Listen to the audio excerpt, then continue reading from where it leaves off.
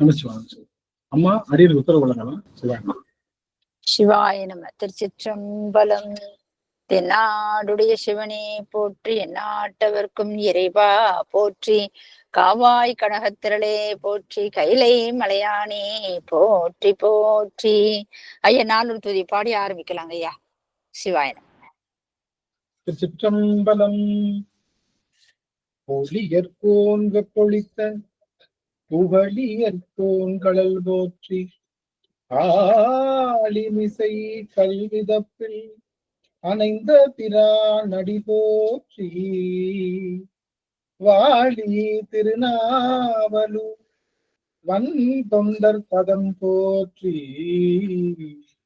ஊழிமலி திருவாதபூரர் திருத்தாள் போற்றி, ஊழிமலி திருவாதபூரர் திருத்தாள் போற்றி. ஆடல் வல்லான் சொக்கநாதருடைய திருவருளும், அங்கேற்கண்ணி மீனாட்சியுடைய திருவருளும், மாணிக்க வாசுடைய குருவருளும் ஒன்றாக சேர்த்து இந்த திருவாசக சிந்தனை அமர்வு என்ற இலைக்கடத்தை நமக்கு பரிசாக தந்திருக்கின்றது. அப்பேற்பட்ட குருவருளையும் திருவருளையும் அடியேன் மனம் மொழி மெய்களினாலே வழிபாடு செய்கின்றேன். மேலும் இங்கு குடும்பி இருக்கக்கூடிய அத்துணை அடியார் பெருமக்களுடைய திருவடி தாமரைகளையும் அடியேன் சென்னிமேல் சூட்டி மகிழ்கின்றேன். திரு சிற்றம்பலம். சிவாய நம. சிவாய நம. சொக்கநாத வெண்பா.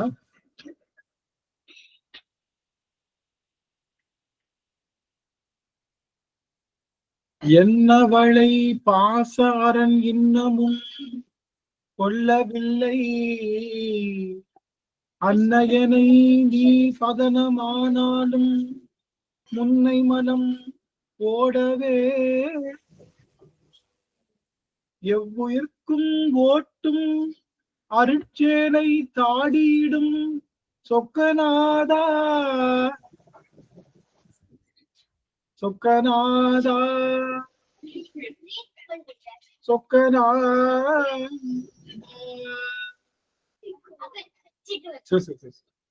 சொக்கநாதருடைய பெருங்கருணையினாலே இந்த மண்ணின் மகிமையினாலும் கூட இன்றைய தினம் புதிதாக நாம் ஒரு பதிகத்தை நாம் சிந்திக்க இருக்கின்றோம். குருவருடைய நாள் கிட்டத்தட்ட 20 பிப்ரவரி மாசம் தொடங்கி லாஸ்ட் வீக்ல தொடங்கின அந்த நம்மளுடைய பதிகம் திருச்சாளல்ன்ற பதிகம் கிட்டத்தட்ட இத்தனை பிப்ரவரி, மார்ச், ஏப்ரல், மே, ஜூன் வரைக்கும் வந்திருக்கு. கரெக்டா ஜூலைல 4 மாதங்களா நம்ம அதை பார்த்திருக்கோம். இந்த ஜூலைல நம்ம இந்த திருத்தசாங்கம் அப்படிங்கிற அந்த பகுதியை சிந்திக்கிறதுக்கு குருவர்களும் திருவர்களும் நம்மை சேர்த்து வைக்கின்றது. திருத்தசாங்கம் அப்படிங்கிற அந்த செய்தியை நம்ம பார்க்கிறோம். அதுக்கு முன்னாடி எல்லாரும் அந்த திருச்சாளலுடைய அனுபவம் எல்லாருக்கும் கிடைச்சிருக்கும். கடைசி ஒரு நிமிஷம் தங்க, இப்ப கால் வந்துடும். வந்துச்சுன்னா நான் அப்பா கொடுத்துருந்தேன். சரியா?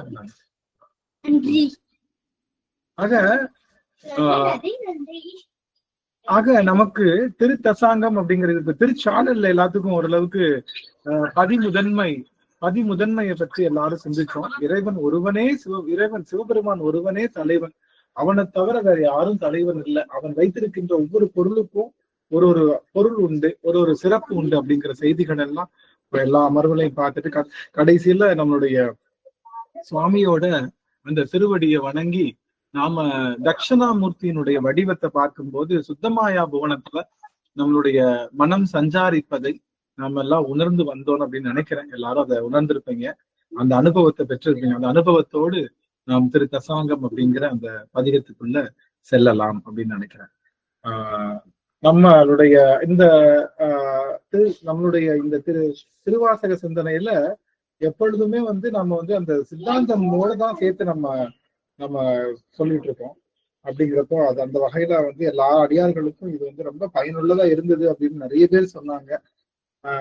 அந்த வகையில திரு தசாங்கம் எத்தனாவது பதிகம் சாமி அடியார்கள் சொல்லணும்? 19 ஐயா. 19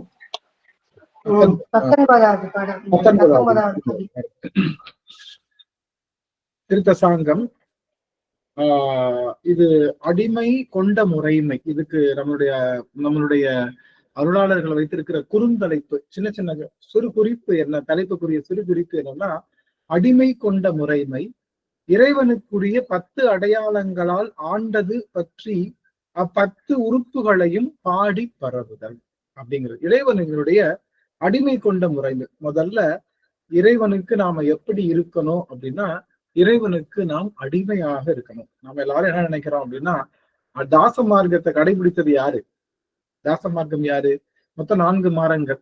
தாச மார்க்கம், சர்புத்திர மார்க்கம், சகமார்க்கம், சன்மார்க்கம், 4 மார்க்கம் இருக்கு இல்லையா? அதுல தாச மார்க்கத்தை கடைபிடித்தது யாருன்னா திருநாவுக்கரசர். அப்பர் பெருமான் திருநாவுக்கரசர் நம்ம சொல்லுவோம். நாம எல்லாம் நினைச்சிட்டு இருக்கோம் சுந்தர பெருமான் சகமார்க்கம், தோழமை உணர்வு கொண்டார்னு நினைச்சிட்டு இருக்கோம். நீங்க கவனிச்சீங்கன்னா சுந்தர பெருமானுடைய முதல் பாட்டு என்ன பாட்டு? பித்தா பிறை சூடி பெருமானே. யாராவது பாடுங்களேன்.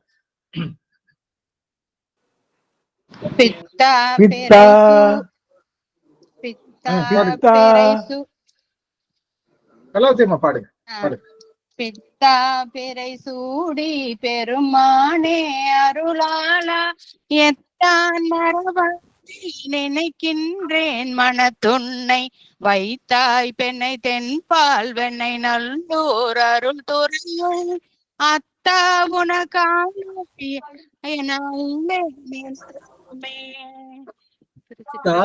உனக்கு ஆளாய் இனி அல்லேன் எனலாமே. அதுக்கு என்ன அர்த்தம்? அப்பா ஆளாயினா என்ன அர்த்தம்? அடிமைன்னு அர்த்தம். ஆளாயினா இவர் என் ஆளு அப்படின்னு சொல்றோம்ல, இவர் என் ஆளுன்னு என்ன அர்த்தம்?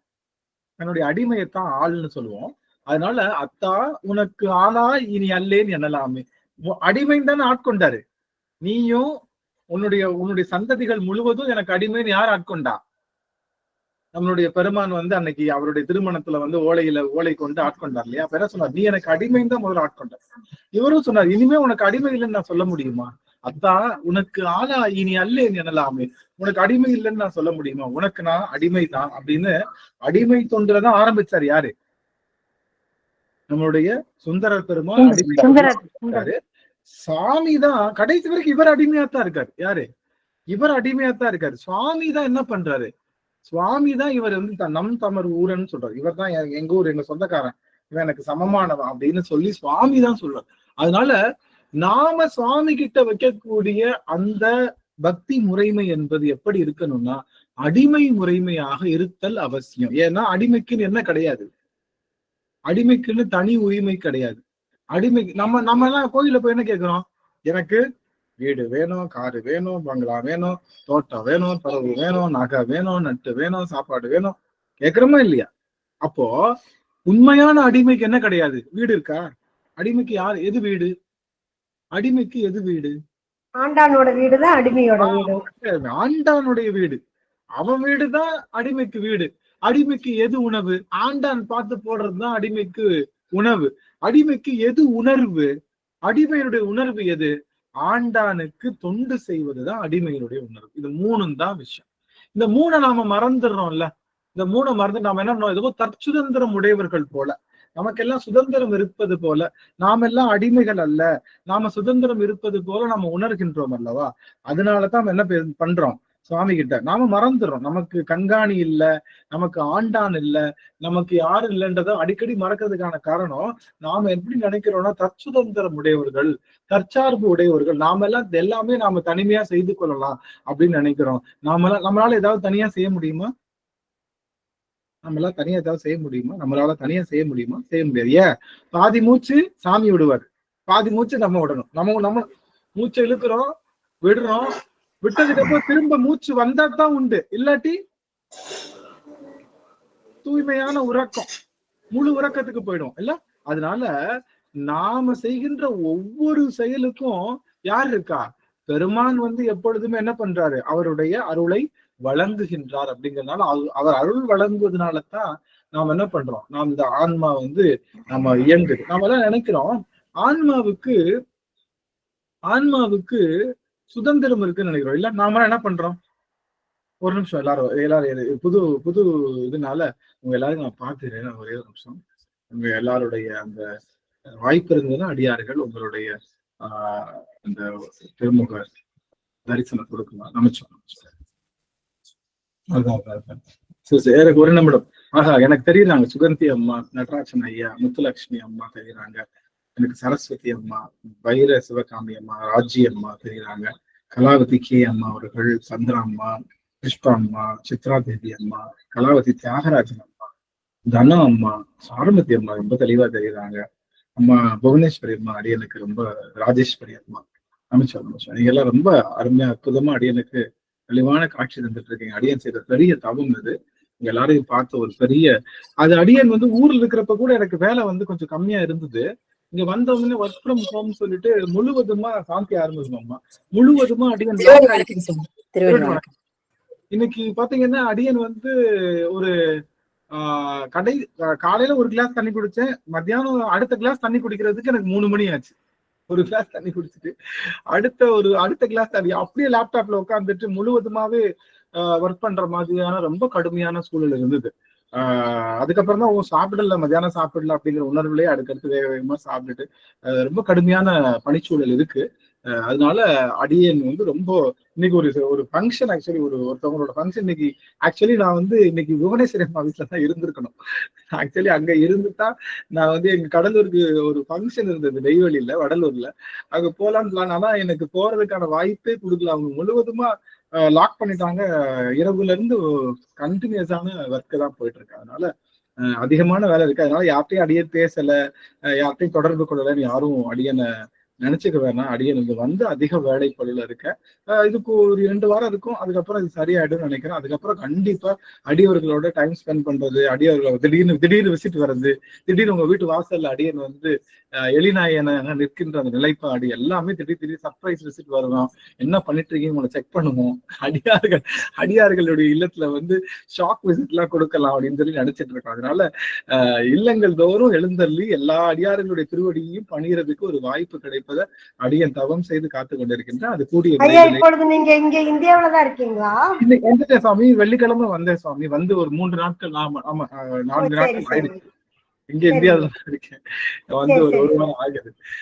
அதனால அடியார்கள்லாம் தயார் நிலையில இருங்க. சரி, உங்களை பார்த்த ஒரு பெரிய ஒரு விஷயம். அப்போ இறைவனுக்கு நாம செய்கின்ற பக்தி என்பது எப்படி இருக்கணும் அப்படின்னா, அடிமை தொண்டாகத்தான் நாம அடிமையா இருக்கணும். இப்போ நாம பெரியவங்ககிட்ட நாம அடிமையா இருப்போம். அவங்க என்ன சொல்லலாம், இவன் என் பையன், இவன் என்னுடைய தோழன், இவன் என்னுடைய இவன் நானே இவன் அப்படின்னு சொல்லுகின்ற விஷயத்தை யார் தான் சொல்லணும்? யார் சொல்லணும்?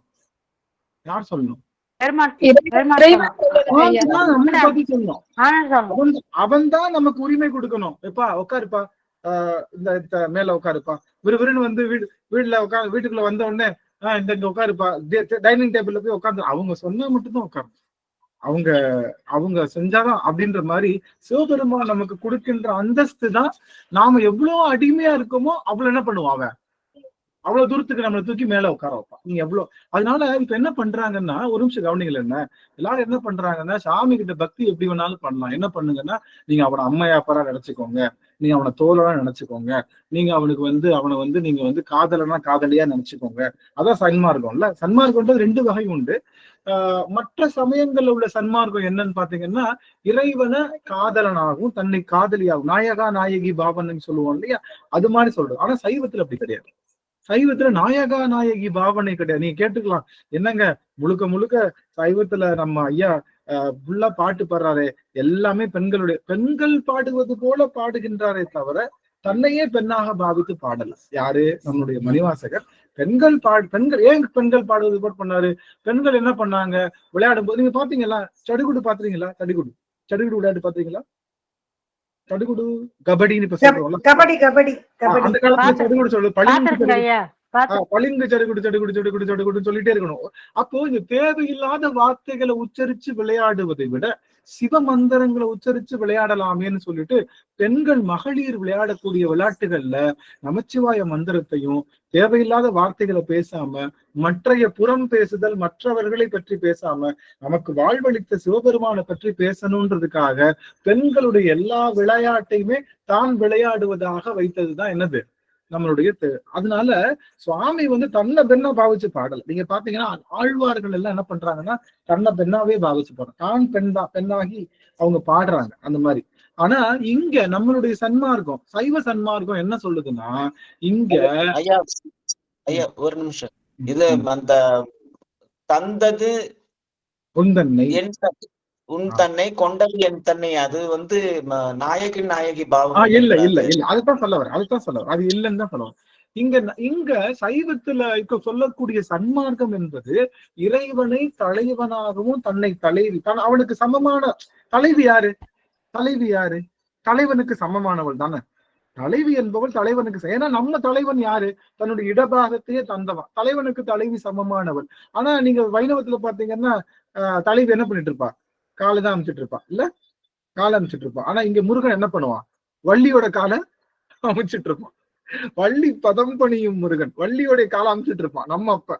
ஆனா சைவத்துல பாத்தீங்கன்னா நாயகா நாயகி பாவனை அப்படிங்கிறது சன்மார்க்கம் அல்ல. சைவத்தினுடைய சன்மார்க்கம் என்பது குரு சீட பாவனை. அவர் குரு, நாம சீடர், அவ்வளவுதான். சீடர் யாரு? குருவுக்கு யாரு? என்ன உறவு முறை? மகன்ற மாதிரி பாவிப்பாங்க. மகன், அடிமையா? குரு யாரு? குரு சீடனுக்கு என்ன உறவு முறை அப்படின்னு கேட்டா, குரு மகனாகவும் இருப்பாரு, தோழனாவும் இருப்பாரு, கொஞ்ச நாள் கழிச்சு தனக்கு சமமானவர் இருப்பாரு. ஆக சன்மார்க்கத்துல என்ன அடக்கம்? தாசமார்க்கம், சர்புத்திர மார்க்கம், அதுக்கப்புறம் சகமார்க்கம் என்று சொல்லுகின்ற மும்மார்க்கமும் சன்மார்க்கத்துல அடக்கம். குருவினுடைய தன்மையை பொறுத்து அவனை குருநாதர் எப்படி எடுத்துக்குவாரு? ரொம்ப பிடிச்சு போச்சு, பயங்கர பெட்டு, ரொம்ப பிடிச்சு போச்சு, அவன் என்ன எப்படி நடத்துவாரு? புள்ள மாதிரி நடத்துவாரு.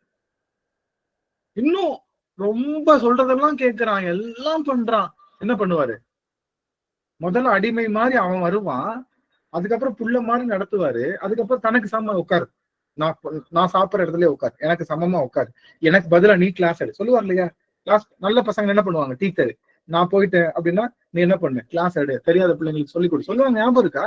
அது போல நம்மளுடைய சைவத்துல சொல்லுகின்ற சன்மார்க்கம் என்பது, ஆனா திருக்களிப்பாலை அப்படிங்கிற அந்த இடத்துல நம்மளுடைய நாவுக்கரச பெருமான் வந்து பெருமானை பாடியிருக்காரு. எப்படி பாடியிருக்காருன்னா, அப்ப கூட தான் பெண்ணா நினைச்சு பாடல, பெண்ணினுடைய தாயா நினைச்சு பாடுறாரு. யாரு? திருக்களிப்பாலை அப்படிங்கிற அந்த பதிகத்துல நாவுக்கரச பெருமான் சேடி, அதாவது என்ன சொல்லுவாங்க, செவிலித்தாய்ன்னு சொல்லுவாங்க இல்லையா? செவிலித்தாய்னா என்ன சொல்லுவாங்கன்னா, அம்மா அந்த காலத்துல மேக்சிமம் பாத்தீங்கன்னா அரசி இருக்காங்க இல்லையா? அரசி வந்து குழந்தைய தூக்கிட்டு ஃபுல்லா பால் கொடுத்துட்டு வச்சுட்டு இருக்க மாட்டாங்க. ஏன் அப்படின்னா அரசிக்கு பயங்கர வேலை இருக்கும். அரசி வந்து நாட்டையே பாதுகாத்துட்டு இருக்கணும். அப்ப அந்த குழந்தைக்கு புறந்தந்துட்டு என்ன பண்ணுவாங்க? செவிலித்தாட்டை கொடுத்து வளர்த்துருவாங்க. அந்த நர்சிங் சொல்லுவாங்க இல்லையா? நர்ஸ்ன்னு சொல்லுவாங்க இல்லையா? நம்ம ஆங்கிலத்துல நர்ஸ்ன்னு. அது மாதிரி செவிலித்தாட்டை வளர்ப்பு தாய் கிட்ட கொடுத்துருவாங்க. வளர்ப்பு தாய் என்ன பண்ணுவோம்? வளர்ப்பு தாய்ன்னு சொல்ல முடியாது, ஏன்னா அவங்களால ரைட்ஸ் கிளைம் பண்ண முடியாது. இப்ப இது என் பொண்ணுன்னு ரைட்ஸ் கிளைம் பண்ண முடியாது. ஆனா அம்மா செய்யற எல்லா வேலையும் செய்யணும். புரியுதுங்களா? வளர்ப்பு தாய்ன்னு என்ன அர்த்தம்னா, அது என் பொண்ணுன்னு கிளைம் பண்ணலாம். ஆனா செவிலித்தாய் என்ன பண்ண முடியாது? இது என் பொண்ணுன்னு கிளைம் பண்ண முடியாது. ஏன்? அவங்க வேலை அதுதான், அதுக்கான சம்பளத்தை வாங்கிடுவாங்க. அவங்க நர்சிங் பண்ணணும்னா என்னது? வேலைக்கு சாப்பாடு போடணும், பிள்ளைக்கு ட்ரெஸ் போடணும், ஸ்கூலுக்கு அனுப்பணும், எல்லாம் பண்ணணும். அம்மா வந்து மேற்பார்வை பார்த்துட்டு நல்லா இருக்கா, ஓகே அப்படின்னு போவோம். புரியுதுங்களா? அதனால இந்த ராணியோட பெண்கள் எல்லாம் செவிலித்தாய் மூலமா மேக்சிமம் வளர்ந்த கதைகள் உண்டு. இப்ப எங்க அம்மா சொல்லுவாங்க, எங்க அம்மாவோட அவங்க எல்லாம் என்ன சொல்லுவாங்கன்னா, அம்மா வளர்த்ததை விட சின்னம்மா வீட்டுல பெரியம்மா வீட்டுல வளர்ந்ததுதான் அதிகம்னு சொல்லுவாங்க. அம்மா அவங்க எங்கேயோ போயிடுவாங்க, சின்னம்மா வீட்லயும் பெரியம்மா வீட்லயும் பிரிவினை இல்லாம வளருவாங்க அப்படி சொல்லுவாங்க. அப்ப அவங்க வீட்டுல தான் அதிகமா வளர்ந்ததா சொல்லுவாங்க. அப்போ என்ன சொல்ல வரோம் அப்படின்னா, நம்ம சமயத்துல மட்டும் சன்மார்க்கம் அப்படிங்கிறது எதை சொல்லுகின்றதுன்னா, குரு சீட உறவு தான். நமக்கு நாயகா நாயகி பாவனை, நாம செய்ய வேண்டிய பாவனை. பெருமான் எப்படி வேணாலும் பாவிச்சுட்டு போறான். அவன் வந்து நம்மள அடிமையாவோ இல்ல அவனை வந்து நம்ம புரியுதுங்களா நான் சொல்றது? நம்ம பாவனை நாம என்ன எப்படி சொல்லி கொடுத்துட்டு இருக்கோம் அப்படின்னா, நல்லா கவனிக்கணும். நாம எப்படி சொல்லி கொடுத்துட்டு இருக்கோம் அப்படின்னா, பிள்ளைங்கிட்ட சாமி எப்படி வேணாலும் பாவனை செய்ய இல்ல, சாமியை நீ வந்து உன்னுடைய அம்மா அப்பாவை நினைச்சுக்கோ, தோழரா நினைச்சுக்கோ, உன்னுடைய அவனுக்கு தொண்டு செய்யறவா நினைச்சுக்கோ. ஆனா அவனுக்கு வந்து நீ வந்து அவனையே நீ உன்னுடைய கணவனா கூட நினைச்சுக்கோ. அப்படிலாம் நினைச்சு பண்றோம்ல, அப்படி பாவனை செய்யறதுனாலதான் நமக்கு நிறைய தவறுகளும். நாம சொல்லி கொடுக்க வேண்டிய விஷயம், நாம நினைச்சு பாருங்களேன், நமக்கு ஒரே ஒரு பாவனை மட்டும்தான் இருக்குன்னு சொல்லி கொடுத்துதான் வச்சுங்களேன். நீ அடிமை போய் சாமி என்ன போய் கேட்க கூடாது, எனக்கு ட்ரெஸ்ஸ கொடு, எனக்கு வீடை கொடு. அடிமை என்ன பண்ணணும்? சாமி உனக்கு என்ன வேணும்? நான் வந்திருக்கேன், வேலை செய்ய வந்தேன், அடியேன் வந்த, ஏதாவது கட்டையில இருந்தா கொடு, என்ன வேலை செய்யணும்? என்ன வேலை இப்படியாகப்பட்ட பாவனை நமக்குள்ள இருந்திருந்தா நம்மளுடைய ஆணவம் எங்கேயாவது வெளிப்பட்டிருக்குமா? நம்ம ஆணவம் வெளிப்பட்டிருக்குமா எங்கேயாச்சும்? நமக்கு நாம தான் செஞ்சுட்டு இருக்கோம்னு நினைச்சிட்டு இருக்கோம். இன்னைக்கு எங்க அப்பா செய்யறான், அடிமைக்கு தீபாவளிக்கு ட்ரெஸ் எடுக்கனால யாரு தான் கொடுக்கணும்? தீபாவளிக்கு ட்ரெஸ் யார் தான் கொடுக்கணும்? அவன் தான் எடுத்து கொடுக்கணும். பொங்கலுக்கு ட்ரெஸ் அவன் தான் எடுத்துக்கணும். பொங்கல் படி அவன் தான் தரணும். தீபாவளி படி அவன் தான் தரணும். லீவு அவன் தான் கொடுக்கணும். எல்லாமே அவன் தான் அப்படின்ற அந்த உணர்வு நாம இருந்தா இன்னைக்கு நாம என்ன பண்ணியிருந்திருக்க மாட்டோம் அப்படின்னா, இன்னைக்கு நாம நாம தான் செய்யறோம்ன்ற எண்ணம் இருக்கு. ஆனா நமக்கு என்ன சொல்லிட்டாங்க, இப்படி மாத்தி யோசிக்கணும். நாம ஒரே அடிமை தொண்டு தான் செய்யணும். சாமி தான் எப்படி யோசிப்பாரு? சாமி சைடு தான் என்ன இருக்கு? சாமி சைடு தான் 4 மார்க்கம் இருக்கு. சாமியோட பாவனையில தான் 4 மார்க்கம். என்னது? சன்மார்க்கம், சகமார்க்கம், தாசமார்க்கம், சத்புத்தம். நம்ம சைட்ல என்னதான் இருக்கணும்? நம்ம சைட்ல ஒரே மார்க்கம் தான். அவனுக்கு என்று நீ அன்று நான், உனக்கு நான் அடிமை, மீளா அடிமை உனக்கு. யார் சொல்றா? யார் சொல்றா மீளா அடிமை? நாம என்ன சொல்றோம்? சுந்தரரை என்ன மார்க்கம் சொல்றோம்? என்ன மார்க்கம்? சகமார்க்கம். ஆனா சுந்தரர் என்ன? சுந்தரர் ஃபர்ஸ்ட் பார்ட்ல என்ன சொன்னாரு? ஃபர்ஸ்ட் பார்ட்லயும் நான் அடிமை, உனக்கு ஆளா இனி அல்லேர் எனலாமேன்னாரு. உனக்கு நான் அடிமை இல்லைன்னு சொல்ல முடியுமாப்பா அப்படின்னாரு. இடையில கண்ணை புடுங்கினதுக்கு அப்புறமும் மீளா அடிமை உமைக்கே. கண்ணை புடுங்கினதுக்கு அப்புறம் நான் கண்ணை புடுங்கினாலும் என்ன பண்ணாலும் நான் உனக்கு தான் அடிமை. நீ நல்லா, நான் கஷ்டப்பட்டேன்னா உனையத்தான் சொல்லுவாங்க, நீ பாத்துக்க அப்படின்னு சொல்லி அப்பயும் அடிமை தொண்டு தான் அடிமை சாசனம் தான் பண்றாங்க. அதனால நாம சிவபெருமான் கிட்ட செய்கின்ற பக்தி எப்படி இருக்கணும்னா அடிமை தொண்டாக இருத்தல் தான் நலம்னு புரிஞ்சு. சிவபெருமான் நம்மள எப்படி வேணாலும் கூப்பிட்டு நாம அடிமையா நிற்போம். எஜமான வாப்பா அப்படி நம்ம மேல தோல் போட்டுட்டேன், கை மேல போட்டான்னு வச்சுக்கோங்க, நமக்கு சந்தோஷம் தான். நம்ம அப்படியே குனிஞ்சுதான் நிக்கணும். என் மேல தோல் போட்டு நம்ம இது 25 வருஷமா வேலை பாக்குறான், எங்க வீட்டுல ஒரு ஆள் மாதிரி, இவனுக்கு எல்லாமே நாங்க தான் அப்படின்னு சொல்றப்போ நாம அதை ஏத்துக்கணும். அப்ப உடனே என்ன பண்ணிடக்கூடாது, இதுமே நம்ம ஐயா நமக்கு தோழர் தான் அப்படின்னு சொல்லிட்டு நம்ம தோல் மேல அவர் தோல் மேல நம்ம கைப்படலாம், அவர் நம்ம தோல் போல கைப்படலாம், என் புள்ள மாதிரின்னு சொல்லலாம். புரியுதுங்களா? நான் சொல்றது புரியுதுங்களா? எல்லாத்துக்கும் தெரியுதுங்களா? சிவபெருமானுக்கு நாம் செய்கின்ற தொண்டு மார்க்கம் உண்டு. நம்ம சைட்ல ஒரே மார்க்கம் தான். என்ன மார்க்கம்? தாச மார்க்கம் தான். அவன் சைட்ல தான் என்ன இருக்கணும். ஆனா இன்னொன்னு தெரியுமா, சிவபெருமானுக்கு என்ன கிடையாது, பேதம் கிடையாது. அவன் போய் நம்மளை போய் அடிமையா பார்ப்பானா? அவன் போய் ஸ்டேஜா அடிமையா, அவனை நம்ம அடிமையா பார்ப்பான். நம்ம கொஞ்சமா ஸ்டேஜ் வளர நம்மளை பிள்ளையா பாக்குறது, அதுக்கப்புறம் நம்ம சீடனா பார்க்க அப்படியா பண்ணுவான்? இல்ல. அவனுக்கு எப்பொழுதுமே நாம ஒரே நம்மளுடைய பக்குவம் மலர என்ன ஆகும்? சிறந்தடியார் சிந்தனையும் என்ன ஒரு வார்த்தை தெரியுமா? என்ன ஒரு வார்த்தை தெரியுமா? இந்த வார்த்தை என்ன இருந்து தெரியுமா? ஒரே வார்த்தை முடிச்சுட்டாரு. சிறந்தடியார்கள் யாருன்னா தேனூரி. ஒவ்வொரு பூக்கும், எல்லா பூக்கும் ஒரே தேனா? பூக்கேத்த மாதிரிதானே தேனு, பூக்கேத்த மாதிரிதான் தேனு. நீங்க பாத்தீங்கன்னா அலரி பூல ஒரு துளி தேன் இருக்கும், தாமரையில டிஃப்ரெண்டான தேன் இருக்கும், அள்ளியில தாமரையில தேன் ஒழுகி பாத்திருக்கீங்களா? நான் பாத்திருக்கேன். நீங்க பாத்திருக்கீங்களா? தாமரையில தேனெல்லாம் ஒழுகி பாத்திருக்கீங்களா? நான் பாத்திருக்கேன். நானே பார்த்திருக்கின்றப்ப எங்க அடியார்கள்லாம் பார்த்திருப்பாங்க கன்ஃபார்மா.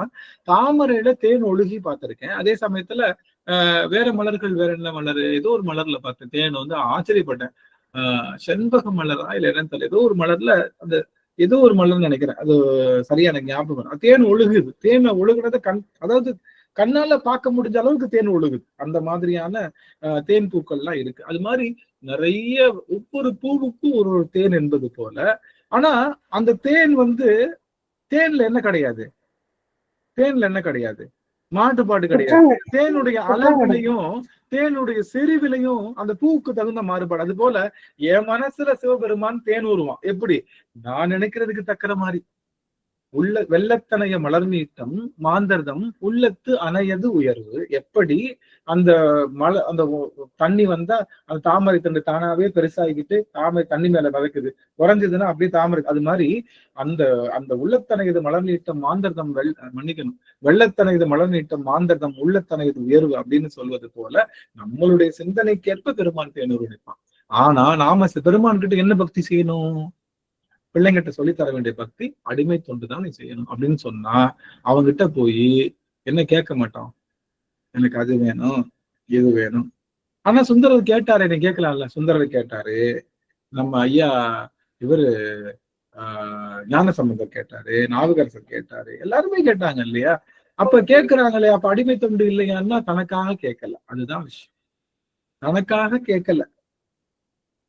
எதுக்காக கேட்டாங்க? உலகத்தாருக்காக கேட்டாங்க. நீங்க கேட்கலாம், என்னங்க பறவை நாச்சியார கல்யாணம் முடிவு கேட்டிருக்காரு, அது என்ன தனக்காக கேட்காம ஊருக்காக கேட்டாரு? நீங்க கேட்கிற கேள்வி எனக்கு நீ பாக்குற பார்வை சரியா தெரியுது. என்னங்க பறவை நாச்சியார கல்யாணம் முடிக்க கேட்டிருக்க? பறவை நாச்சியாரும் சங்கிலி நாச்சியாரும் கல்யாணம் முடிக்க தூது செல்ல சொன்னதெல்லாம் எதுக்காகன்னா, இவர் தன்னுடைய அந்த நினைப்புல இருந்து அந்த உலக வாழ்க்கையில நீங்குவதற்காகத்தான். ஏன்னா எதுக்காக வந்திருக்காரு? அவங்கள பார்த்த ஒரே காரணத்துக்காகத்தான் விட வந்திருக்காரு. அந்த தன்மையை போக்கி கொண்டுன்றதுக்காகத்தான் கேட்டாரே தவிர அவருடைய இச்சையை தீர்த்து கொள்வதற்காக சுவாமி கேட்கல. அது தெரிஞ்சுக்கணும். அது நமக்காகத்தான். அவர் வேலையை முடிச்சுட்டு நமக்கு திருத்தொண்டை கொடுத்துட்டு அவர் திரும்ப பெருமான்ட்ட போகணும்ன்ற தன்மைக்காக கேட்டாரே தவிர இச்சைக்காக கேட்கல. அதனால சுவாமி அவங்க கேட்ட, இப்போ அவங்க கேட்ட படிக்காசு, இடரையும் தளரையும் கேட்கிறப்போ அந்த அந்த அந்த வேள்விக்காக கொடுக்க வேண்டிய அந்த காசு எல்லாமே யாருக்காக கேட்டாரு? தனக்காக கேட்கல. ஏன்? தனக்காக கேட்டா யாரு கிடையாது? சிவனடியார் இல்ல. தனக்காக கேட்டா. ஏன்? சிவபெருமான் நமக்கு வேண்டத்தக்கது அடிவோயினி, வேண்ட முழுவதும் அருவோயினி. அப்போ நமக்கு நமக்கு என்ன வேணும்னு தெரியாதவனா நமக்கு சாமி? நாம போய் அவன்கிட்ட கேட்டுதான் தெரிஞ்சுக்கணுமா? நமக்கு என்ன வேணும்னு தெரியும்ல அப்படிங்கிற மாதிரி. அப்போ ஒரு செய்தி நல்லா தெரிஞ்சுக்கோங்க. நாம சிவபெருமான் கிட்ட வைக்க வேண்டிய பக்தி என்ன என்ன மார்க்கம்? என்ன மார்க்கமா இருக்கணும்? தசமார்க்கம். அடிமை. அருமை அருமை. தாச மார்க்கம், அடிமை தொண்டுதான் நம்மளுடைய மார்க்கம். அதுல கொஞ்சம் கொஞ்சமா ஒரு ஒரு முனைப்பு ஏற்பட்டு கடைசியில் நமக்கு என்ன வரணும்? சீடனாக இருக்கக்கூடிய சன்மார்க்கம், சீடனுடைய பதவி நமக்கு வரணும். நமக்கு குருநாதர் கண்ணுக்கு தெரிஞ்சிட்டாலே நம்ம என்ன மார்க்கம் வந்துட்டோம்னு அர்த்தம். குருநாதர் கண்ணுக்கு தெரிஞ்சிட்டாலே நம்ம என்ன மார்க்கம் வந்துட்டோம்னு அர்த்தம்.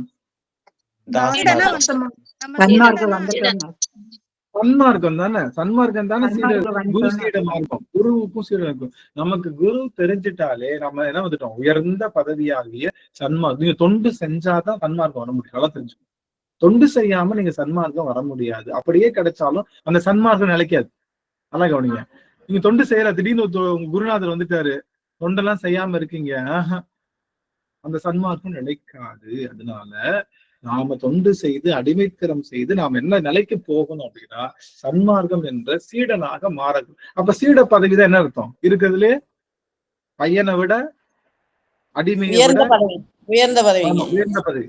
பையனை விட அடிமையை விட அதுக்கப்புறம் யாரு? தோழனை விட உயர்ந்த பதவி சீடன். ஏன்னா சீடனுக்குள்ள என்ன இருக்கான்? தாசன் இருக்கான், சீடனுக்குள்ள சர்புத்திரன் இருக்கான், சீடனுக்குள்ள சகன் இருக்கான், தோழன் இருக்கான்.